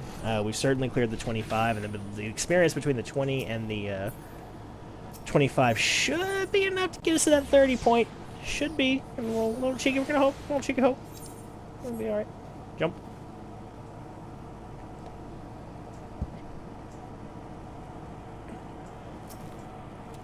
Welcome back, Wistidia. Silvieri tells me that you encountered Pawa Majuk. No Godonian should fail to recognize the name, so oft as it is spoken, and with such bitterness. I fear we lack the strength to face her ourselves. This is a matter for the God's Quiver and the Wood Whalers. That you confronted her and survived is a testament to your growing mastery of our arts. And I was surprised to note that Leia and Silvieri were not at loggerheads upon their return. I presume we owe this unnatural state of affairs to your calming influence? No?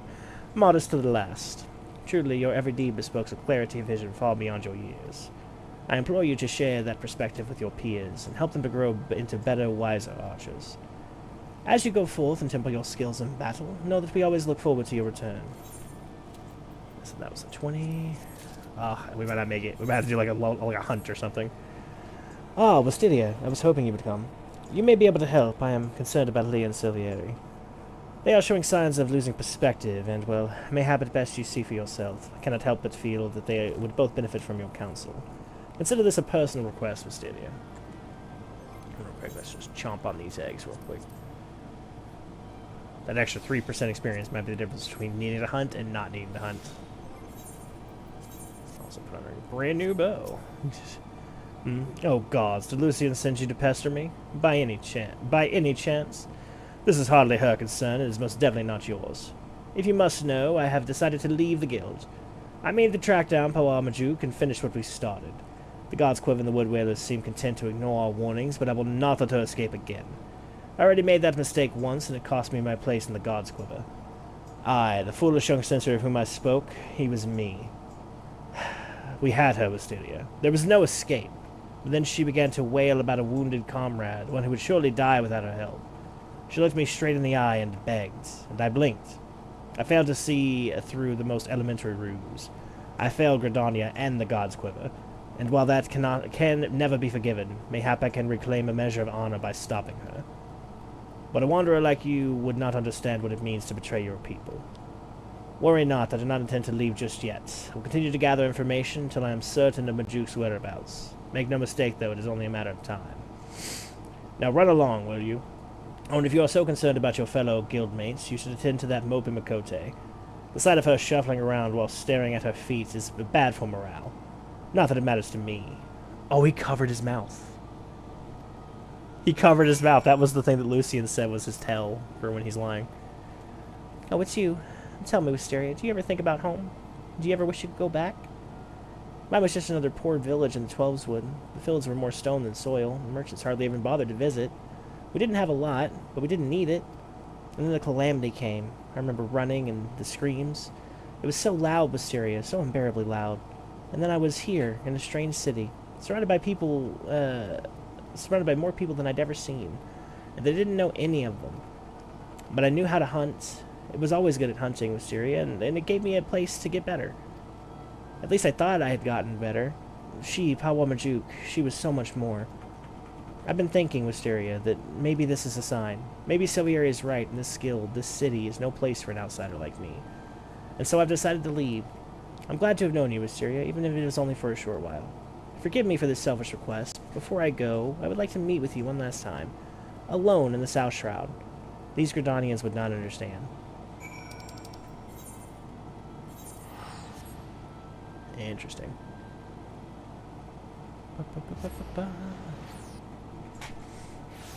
Also, check out my outfit. Foe Striker's Tabard.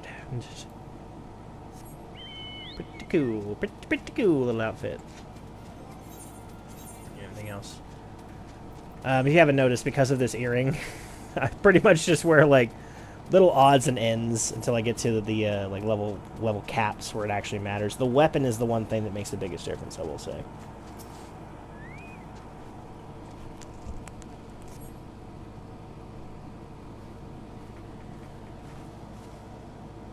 Wasn't this a good sign?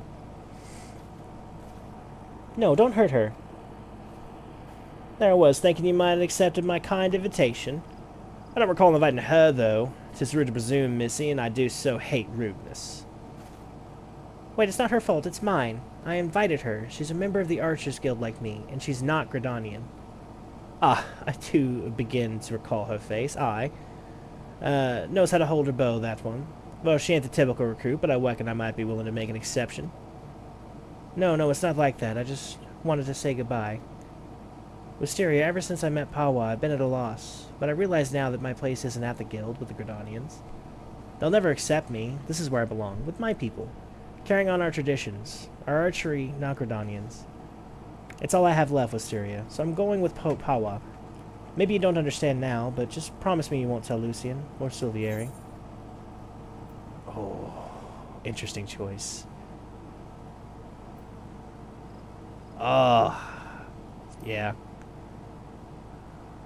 Wisteria. Made your peace with your little friend, have ye? Right then, let's get on with it.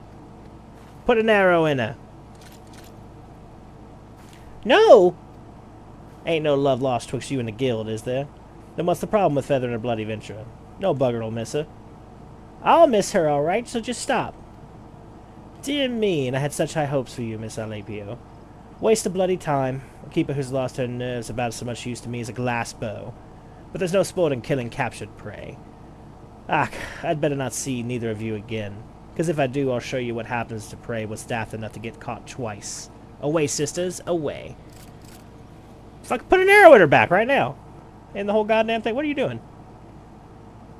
How do you do it, Wisteria? How do you live in a place with these people? And why do you even bother?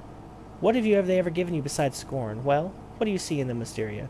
Even though you joined the guild after I did, you've come so far so quickly. Maybe you've even surpassed me. I have to know how you've done it. I have to know what it is that I'm doing wrong. And there's only one way I can think to find it. Meet me at the Bannock.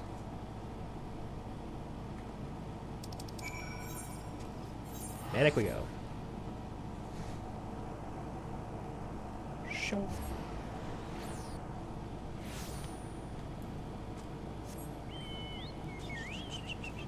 Whee.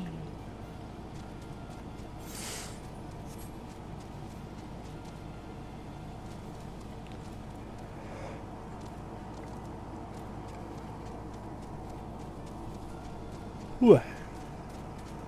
Stuck on a log. Alright, there we go. I think I went too far. Is it here? There we go. Shall we begin, Wisteria? Then defend yourself. Show me what these people have taught you. Gonna fight? Alright, we're gonna fight.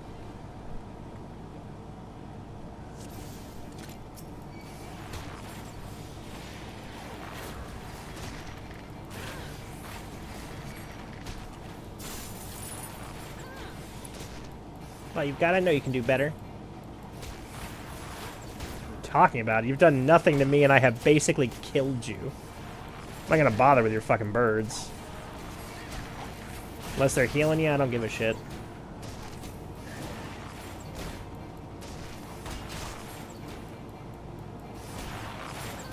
I do love the idea of, like, that would be kind of cool, honestly. If the next generation of the bard or whatever gets like a bird companion, like a hunting falcon, that would be so fucking cool. Could you imagine that? I'm looking at my wife right now, like a hunting falcon? Yeah, caw-caw! It's so simple. You've opened my eyes and looked beyond your master's faults. You've accepted their teachings and taken them to heart. Even Silvieri, for all his bigotry, wishes only to preserve his traditions. I lost sight of everyone's struggles and became obsessed with mine own. I was so afraid to let go of my cherished notion of archery, my family's notion, and learn another way. I didn't want to betray them or dishonor their memory. But I have a family here, too. A family that sees the wider world and is willing to show me how blinkered I have become. As archers, we train our eyes and minds to be unforgiving, to defy any attempt at concealment, and discern the naked truth. It is little wonder, then, that I have neglected to look inside myself until now. Though unquestionably worthwhile, I have found the experience rather excruciating. Thank you, Wisteria. I know now that I belong at the guild, together with you and Lucine. And yes, even with that bloody wildwood, God's help me, I think I might actually miss him. They would have cat-elf babies. Pretty sure that's how the Rothgar were formed. That is not a lore commentary, that was only a joke, just before people start saying, well, oh, he thinks the Lockhart now. Just joking.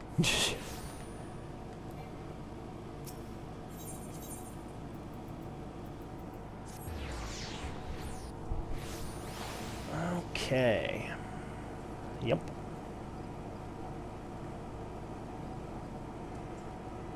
Alright, please be enough.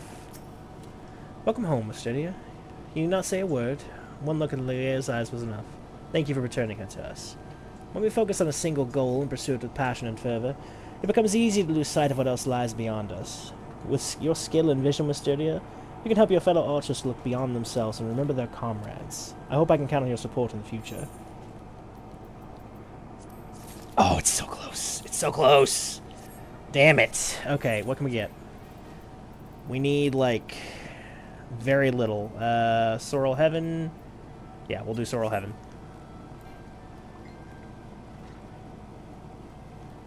I almost did these before I went on stream. I almost did these, but I didn't think we'd be doing this as long. It's just because my wife has been very gracious.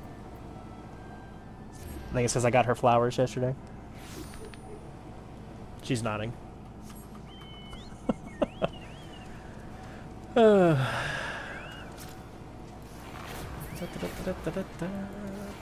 Toadstool.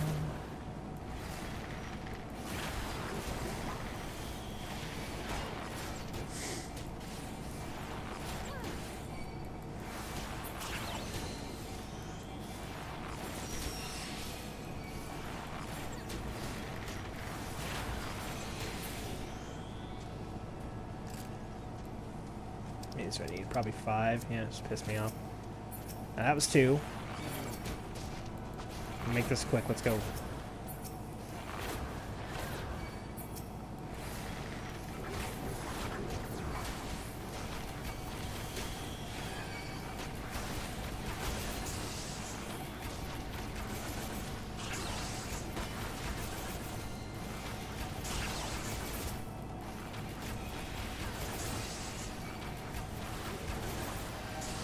Not meant to include that lightning spark back there, but we'll carry on with that too. Why not? Level up might be the only thing that kept me alive. Alright, cool. Just talking about shafts. That's an amazing fucking achievement. I fucking love Koji Fox. Just talking about shafts. Oh my god. You know, there's plenty to talk about. If I had an archery podcast, it would probably be called, well, either just talking about shafts or betwixt the shafts. If there were 2 people, it'd probably be 2 shafts in the bush or something like that, but, you know. Moving on.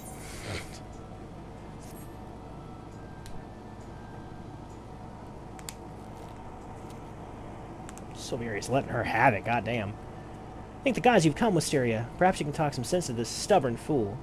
Calm yourself, Silveria. At least let us petition to order the twin out afoot. There is no time, Lucian. Pawar would be long gone before their forces have been assembled. Alone I can move more swiftly, take these poachers by surprise, and force them to divulge her location. We understand how you feel, Silveria, but this is too reckless. At least permit Wisteria and me to accompany you. You and the adventurer and the savage, you cannot understand. Silveria. But I do understand. I know what it means to take pride in your home, to want more than anything to protect it, and to be consumed by guilt when you cannot. I see what you're going through, Silveria, and I understand. This guild taught me to open my eyes and see clearly. I beg you, Silveria, open yours. You have friends here, ready to fight. You have us. I have never considered you my friends. Do not follow me. He's doing the lying thing again.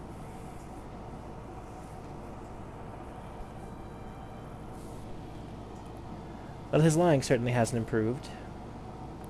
If he honestly thinks he's hoping to do us a favor by forbidding us from getting involved, he's an even bigger fool than I imagined. Come, Wisteria, to the South Shroud. I think she's fairly young for a Makote. Makote are pretty long-lived as well. So are Elzen, obviously. I mean, it's your standard fantasy thing. Basically, everything but a human lives to be like a bajillion years old. That's just kind of how it goes.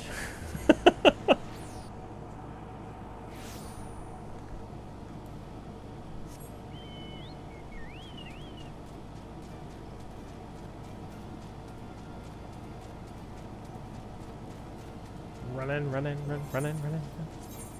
Let's make sure there's nothing at 30 we can put on. Alright, let's go.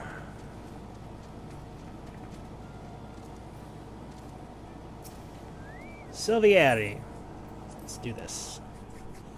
The final of the Archer questline. Oh, that one.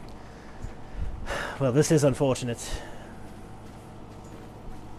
Silvieri. Lee. Wisteria. Told you not to follow me. I neither need nor want... Don't take me for a fool. You cannot conceal the truth from this Archer's eye. Wisteria, the others are almost upon us. We must make our stand here and protect Silvieri. And bring it on.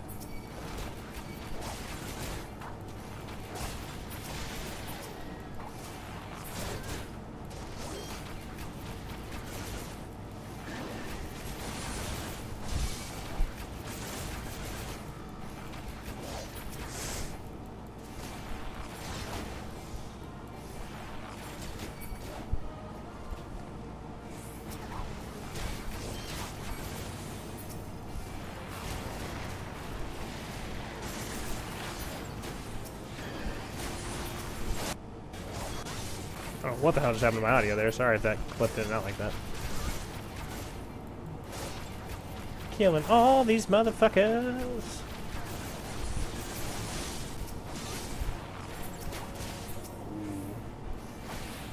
Done pissed me the fuck off.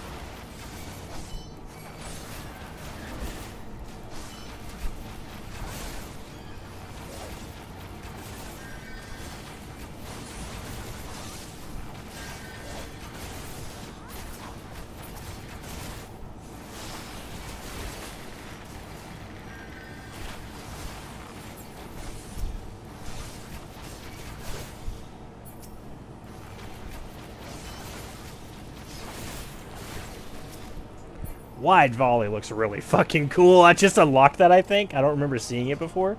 Really fucking cool animation. I told you I do not need nor want your assistance. Quite why you have deluded yourself into thinking. You're the one who's been deluded, thinking you could deceive us, when even a blind man can see that you cover your mouth every time you tell a lie. Observe with intent, overlooking not the smallest detail. Discern your subject's unique characteristics and recognize patterns in their behavior. I learned these things from Lucian, and from you. And I'll be damned if I'm going to watch you get yourself killed. There's still so much I don't know about Gridania and Wildwood archery. So much that I need you to teach me.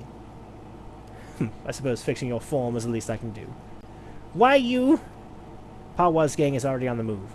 We have but one chance to catch them. Poachers throughout the Trails would use bone whistles like this one to communicate. With it, I believe we can lure Pawa out of hiding, assuming she has not moved on. So that's why you came to Taker's Rod, for this gang's whistle. Wisteria, if you are determined to help, I have a task for you. Pawa was last seen near Isamha, the east of the camp, through a hollow tree, as a clearing where two streams meet, and Fs are wont to congregate. We will lay out a trap there, and you will be the baits. Do not fear, Wisteria. I swear on my honor as a Gridanian archer that no harm will come to you.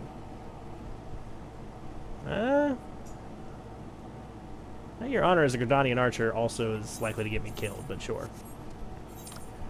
Let's see. That's a fucking ways. Oh my god. Thank god we unlocked mounting before we had to do all this. It's been like a 20-minute walk. If I could fly, just up and away right over this wall, but...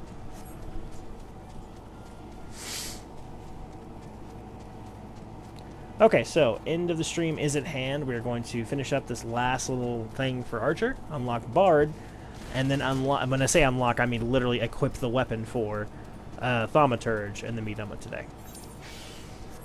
Putting on Thaumaturge will be interesting, because that will definitely set us on our path to clearing out the Olden area. So far we've done all... This will be the last of the Gridanian culture jobs. So we'll be done with that, and then we'll move on to Ulda, which is where I determined to be the next one, since Black Mage is going to be one of our core quests. After that will be Limsa. We're making amazing progress.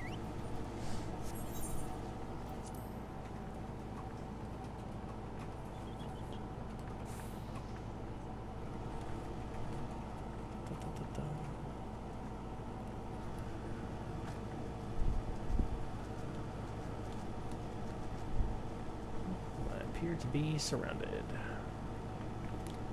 Bollocks. I knew I shouldn't have trusted my guts.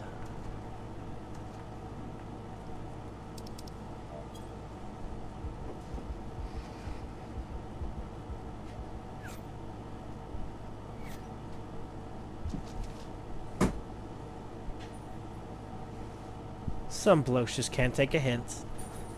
I do hope you will forgive my forwardness, madam. No, no, sir. 'Tis most flattering. Would you agree, sisters? Why don't we show our gallant Wildwood admirer and his mates just how we appreciate their attentions? I hope you like it rough, darling.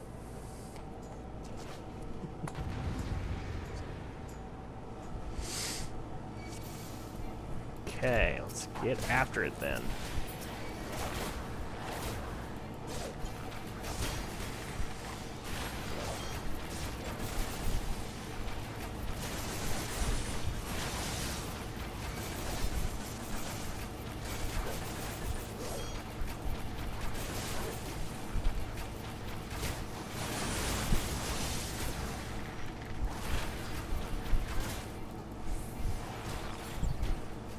Too bloody picky, that's your trouble, it's fine.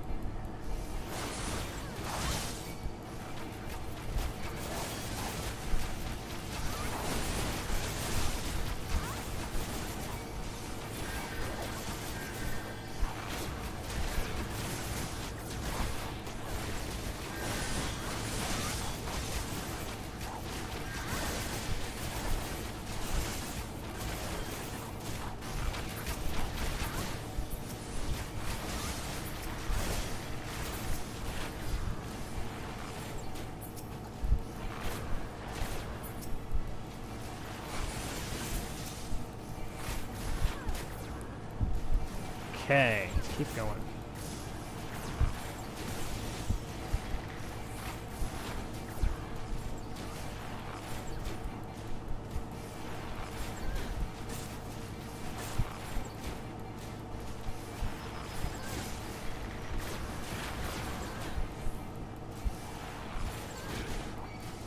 Just me, is it getting a bit chilly out?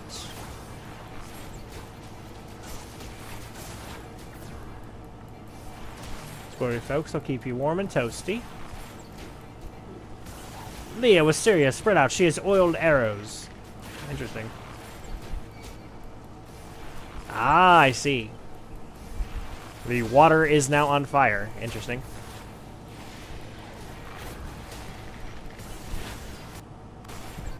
Oh, not much concern. You're going to put one on your feet. Go ahead. Dare ya. Double dare ya. Fucking do it. You won't. Fuck you. She did too! Oh my god. Oh, but does she take burn damage? She does take burn damage for that. That's really cool that they thought of that.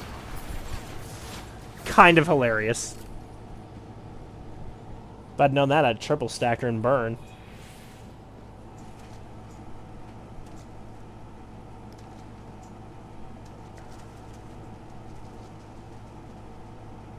So she's gonna get eaten by an Eft or something.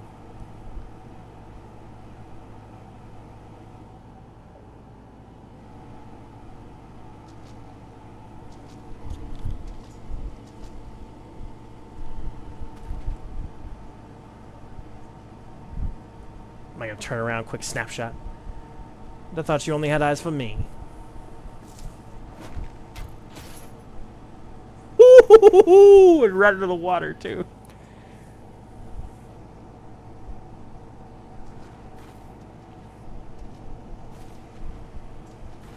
Is this bounty dead or alive? We can end this right now. I can't. I won't.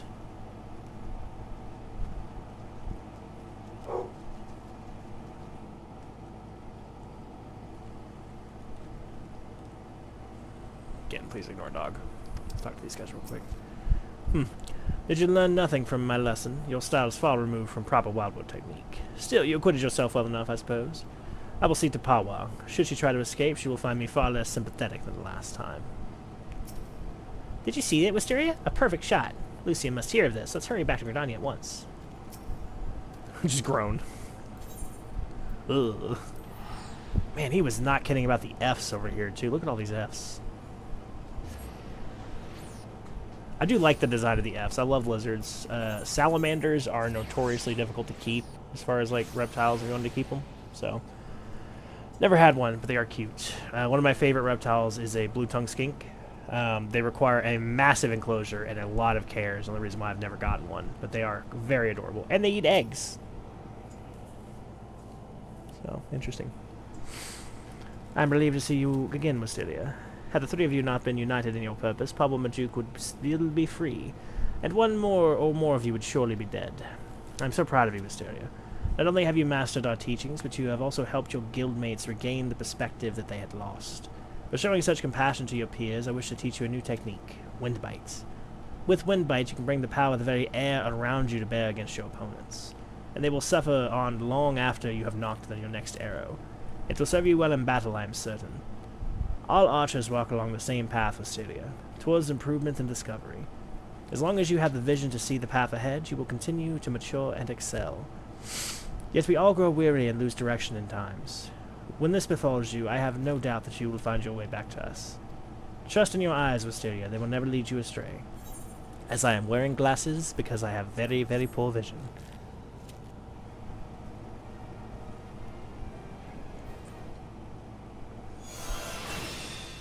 Wind Bite is a cool-ass move, though, we'll say.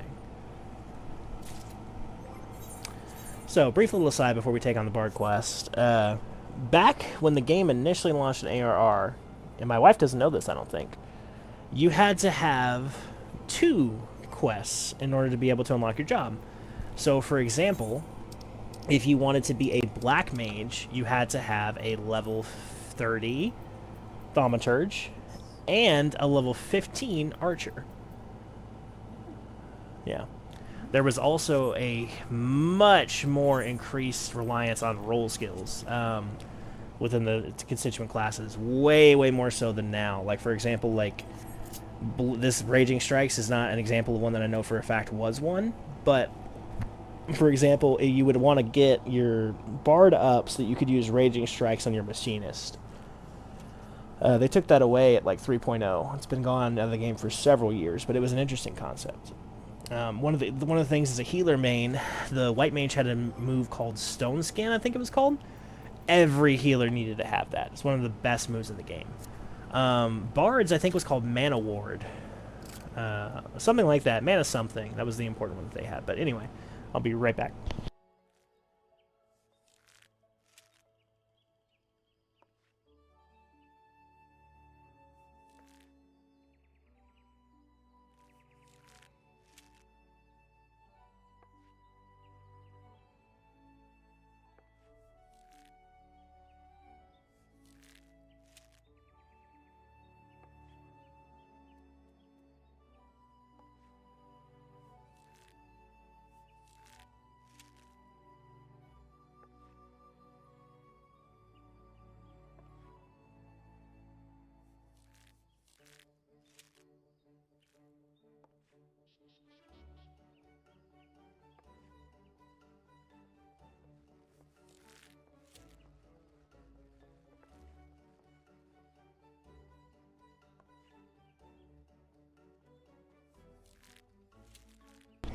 Okay, let's get back to it. We don't have long.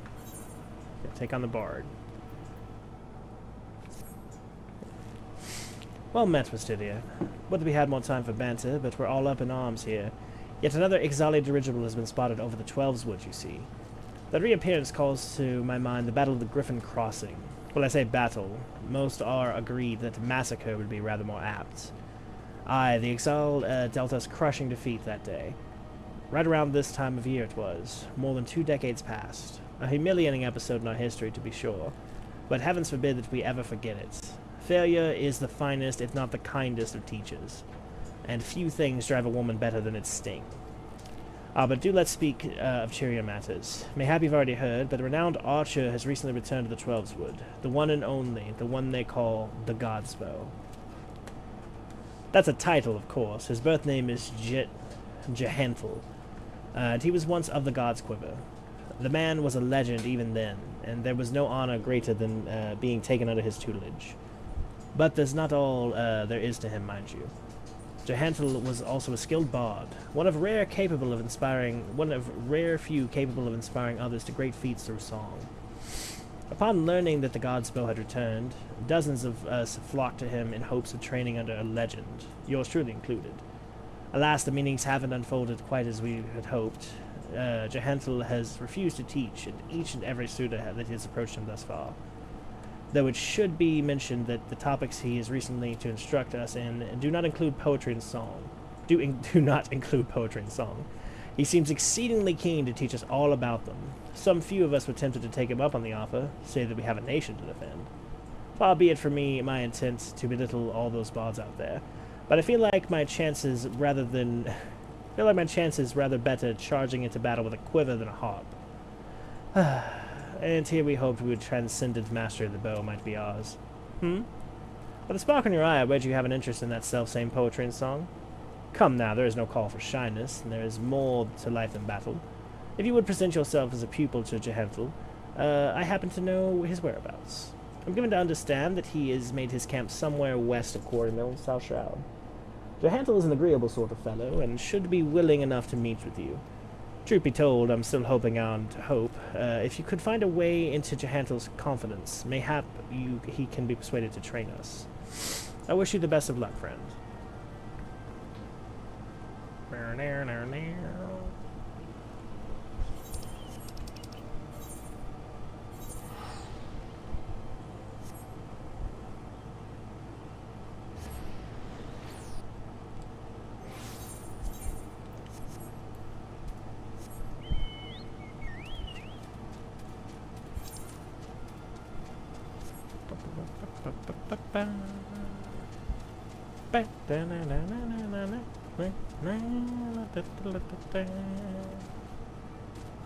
Okay.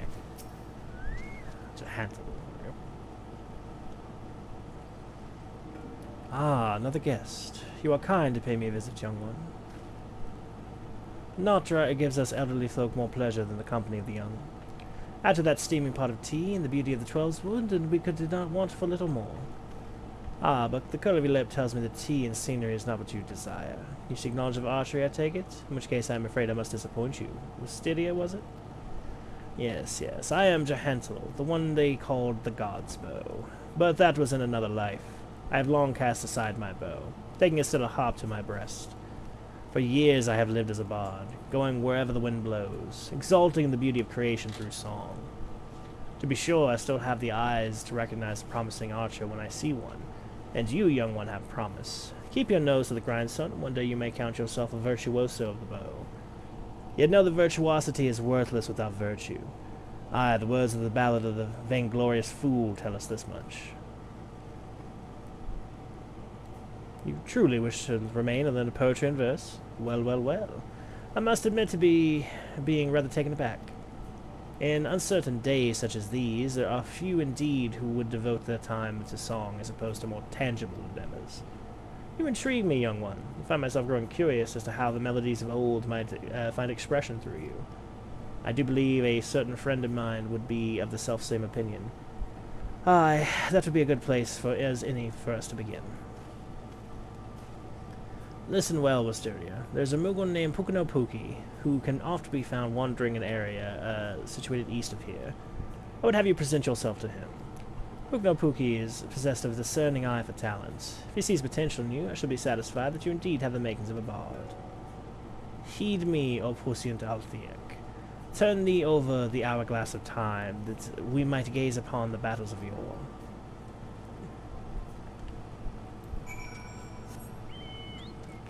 Pukanopuki on the opposite side of the world. Of course he is. Of course he is. We're in Sasha. Any hunts along the way? Saw some Yarzan over there. But not the kind of Yarzan I need. North Shroud. That's it. Just as well, though, I'd need a ferry back over to Isle of Umbra to even be able to make it work.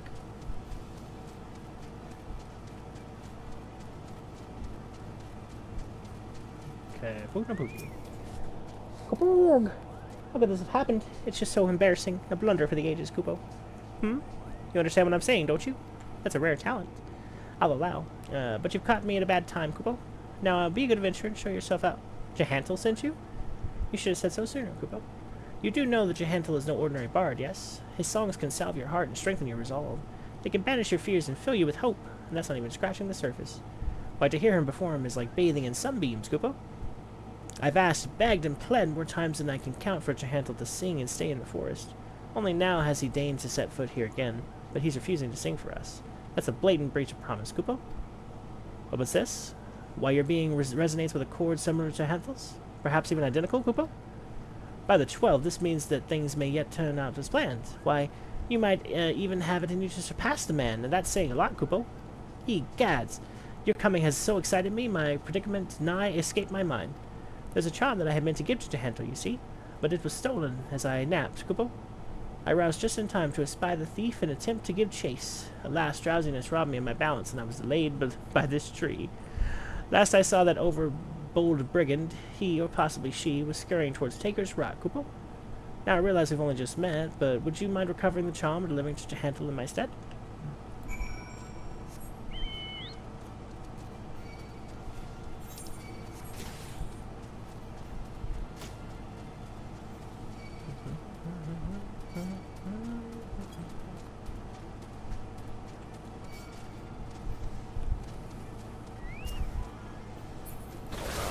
which one of you guys are going to actually be here.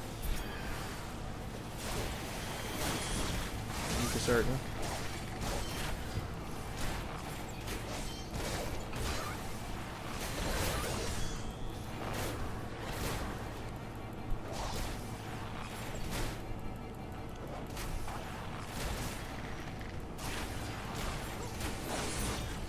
Okay.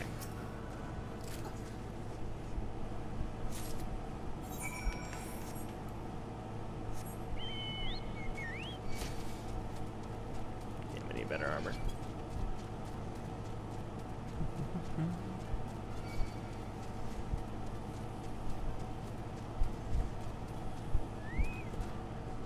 Come all the fuck off. Birdie spawns in 1-0. Bye bye, Fuchsia. Have you recovered the charm? You did it, Kupo. Please, you must not deliver it to Jahanthl. Tell him that Pukunopuki thanks him a cunning rogue, but is excited nonetheless. So excited, in fact, that he cannot help but sing Kuplaku.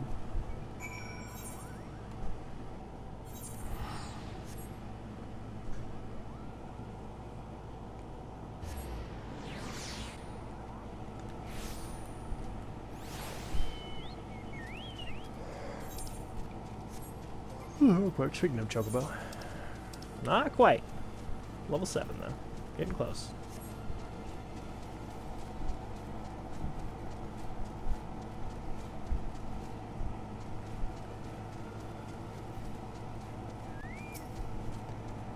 Welcome back, Mysteria. You have a charm and a message for me from Pukunopuki, you say? A cunning rogue, am I? I suppose I must explain. Pukunopuki and I go way back.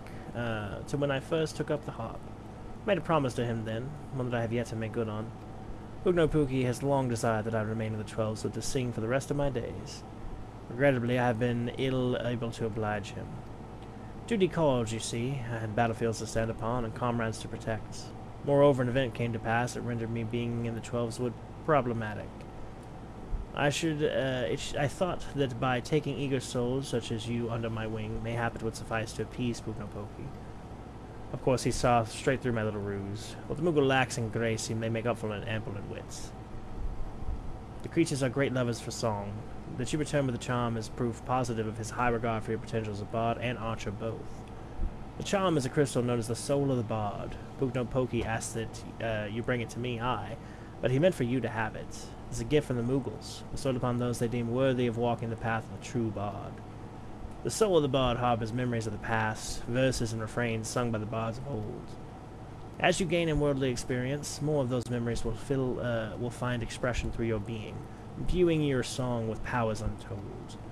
Now it may surprise you to hear that bowmen and bards are as next of kin. By the same token, mastery of song is dependent upon one's prowess as an archer. The sense in this would be lost upon you at first, but in time the realization will dawn that the bow and the harp are still but stringed instruments played by the same hands. Go now, Wisteria, and let your body and soul drink deep in the melodies of old. When next we meet, I hope I see you fully fledged bard standing before me, one who exceeds even Pukunopuki's wildest expectations.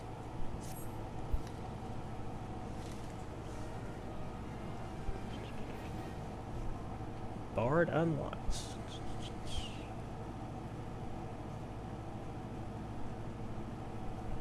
Okay.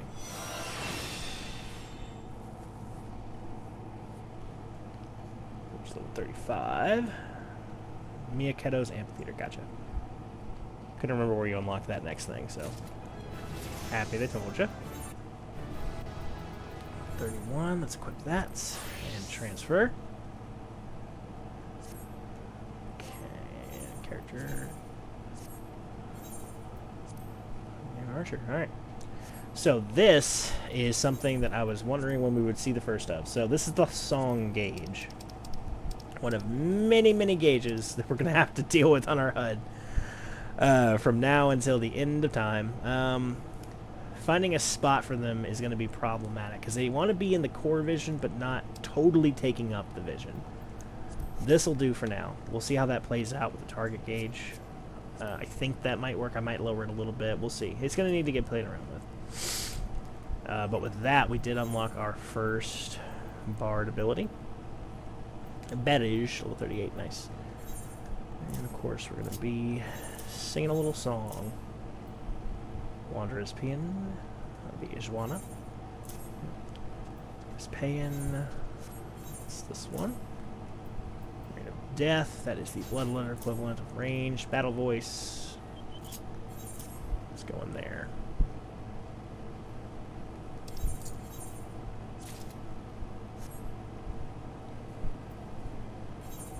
There's Minuets.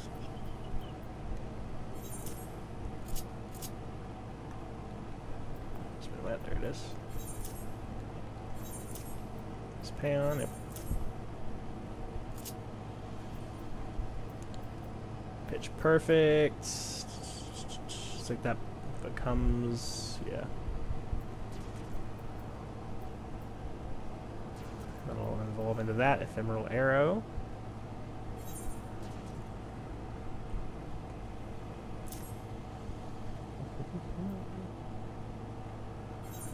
Bites. Sidewinder. Which is this?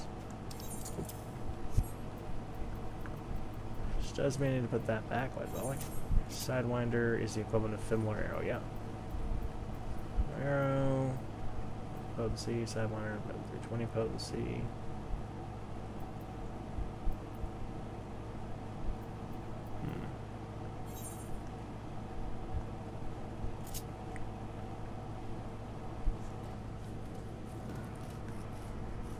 It would need to be here, wouldn't it? That does make sense. Okay, that'll work for that. Troubadour. This is a reduction move. Who would put that here?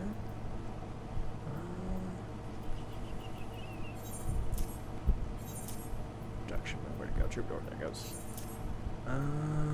Storm Bites. That's just leveled up. Nature's Minuit. There, Refulgent Arrow, one of my favorite moves. Barrage. The Beddage.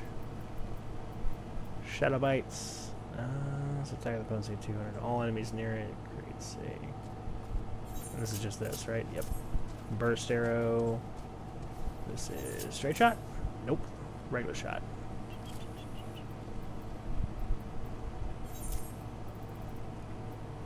Apex Arrow. This is a really cool looking move, I will say that. That's an amazing move.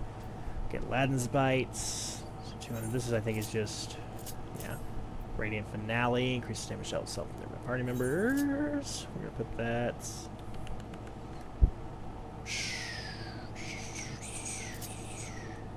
right there. We're actually going to swap it over to the front page, and we're going to put Nature's Minuit over there.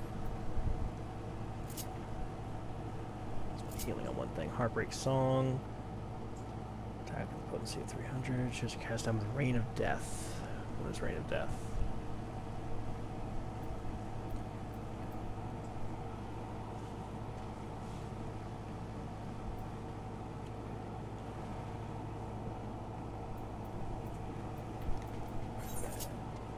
Okay, that's that.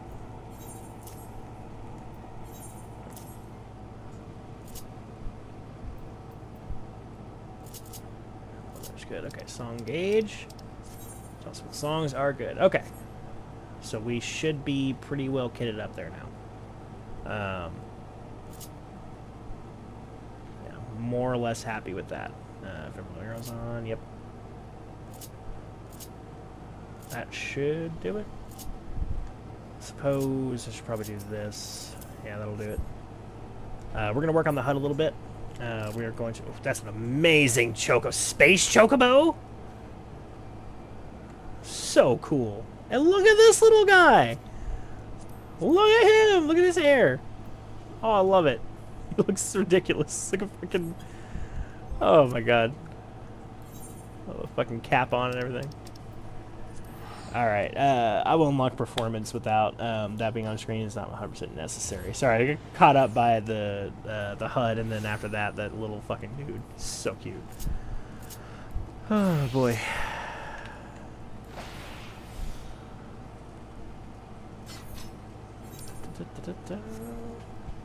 We're going to unlock our next class focus. Of course, we will be, of course, doing the Bard as well, up to 50. Getting that class done, but I'm going to unlock this one so that I can start passively leveling it up with the Hunter's Log.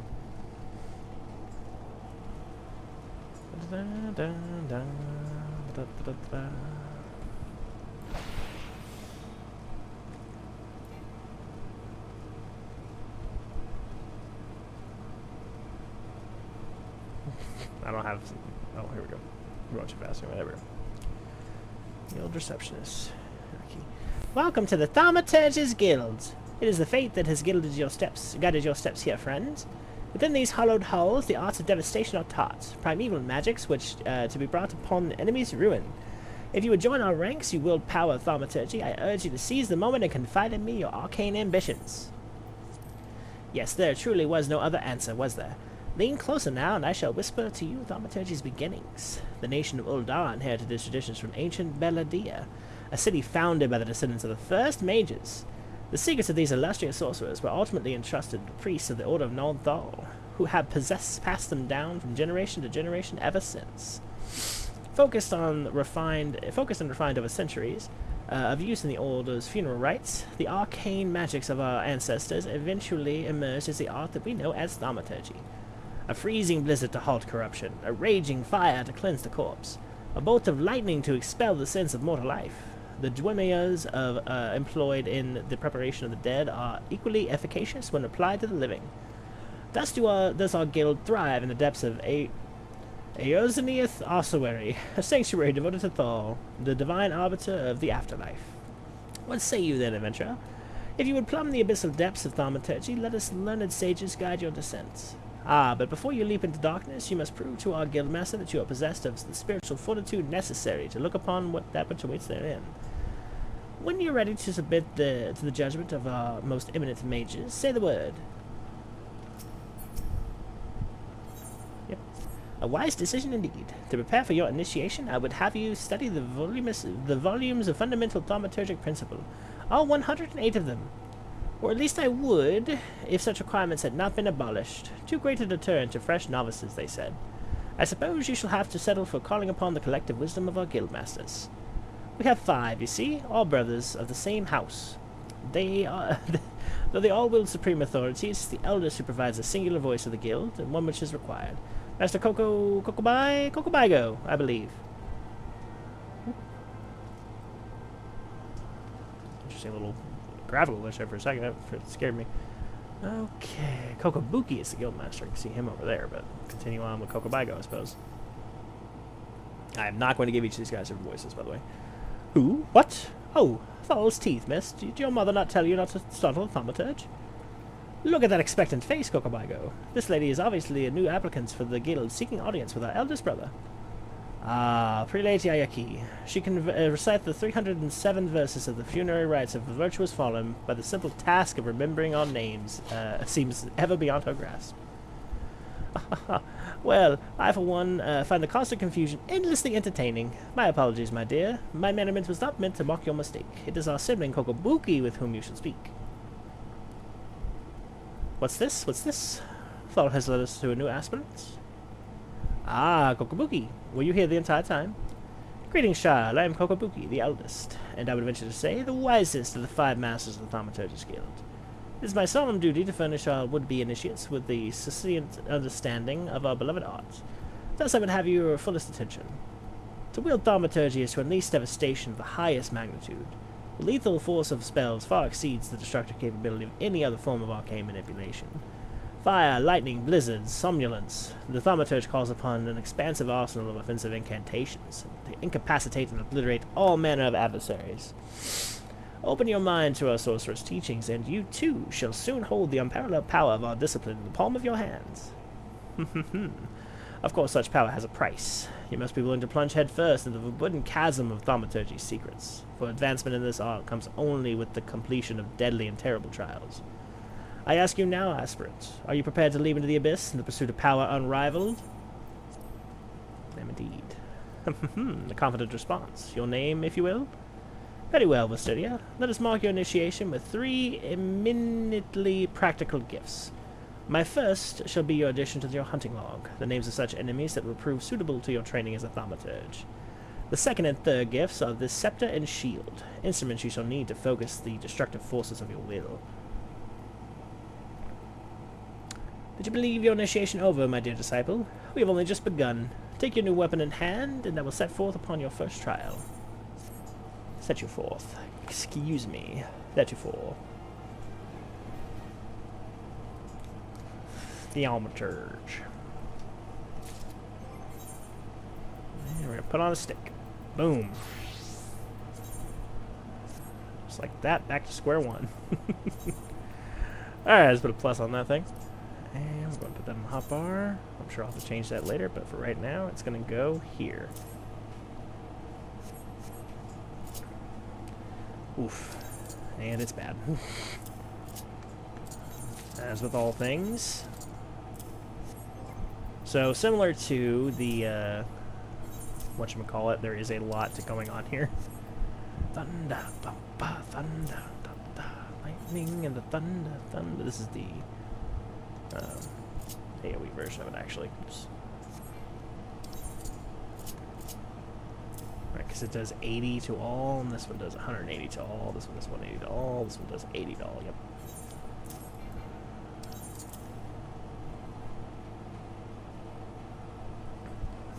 Thunder 2, all enemies, yep. Mana Ward, let's put that one. Fire 3, Fire 3 removed, yep. And Ethereal Manipulation. Of course, our roll actions. The classic. A short cast, so it's going to be there. Some Dreaming. Don't tap that. And Addle. That there, actually. Sleep. Cast. Put Addle over here. And what am I missing? Swift cast, what's on the other thing? General. Limit break. Okay. Not so bad. There's not a whole lot of buttons yet, so we don't have to worry about that too much. Transpose, I suppose, could be somewhere else. Let's put transpose. I like it where it is. It's convenient. Being said, if we're going to do it that way, we should probably move some things around here. No, that'll be fine. Okay. So we are now a black mage. Oh, look! And we already have our HUD layout for this one.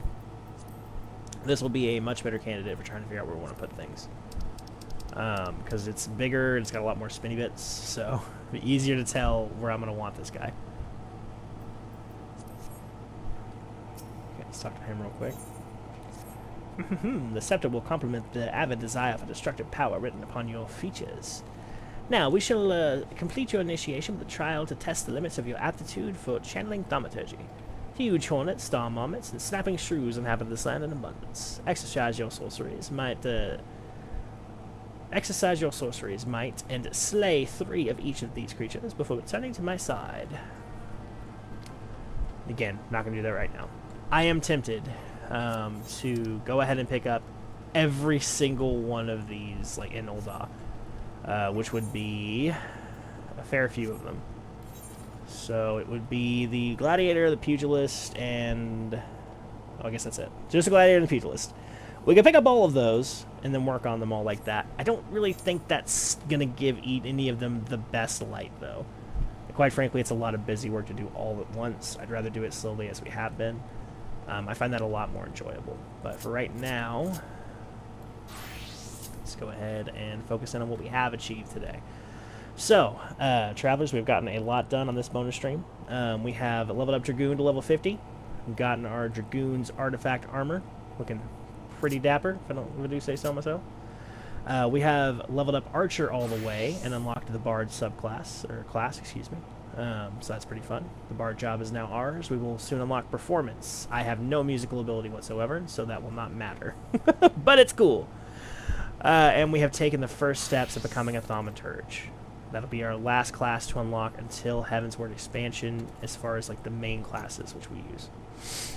So that being the case, this has been another stream in our retelling of Realm Reborn, the stories that make us. So, we appreciate your joining us, and we hope to see you next time at the campfire. Bye-bye.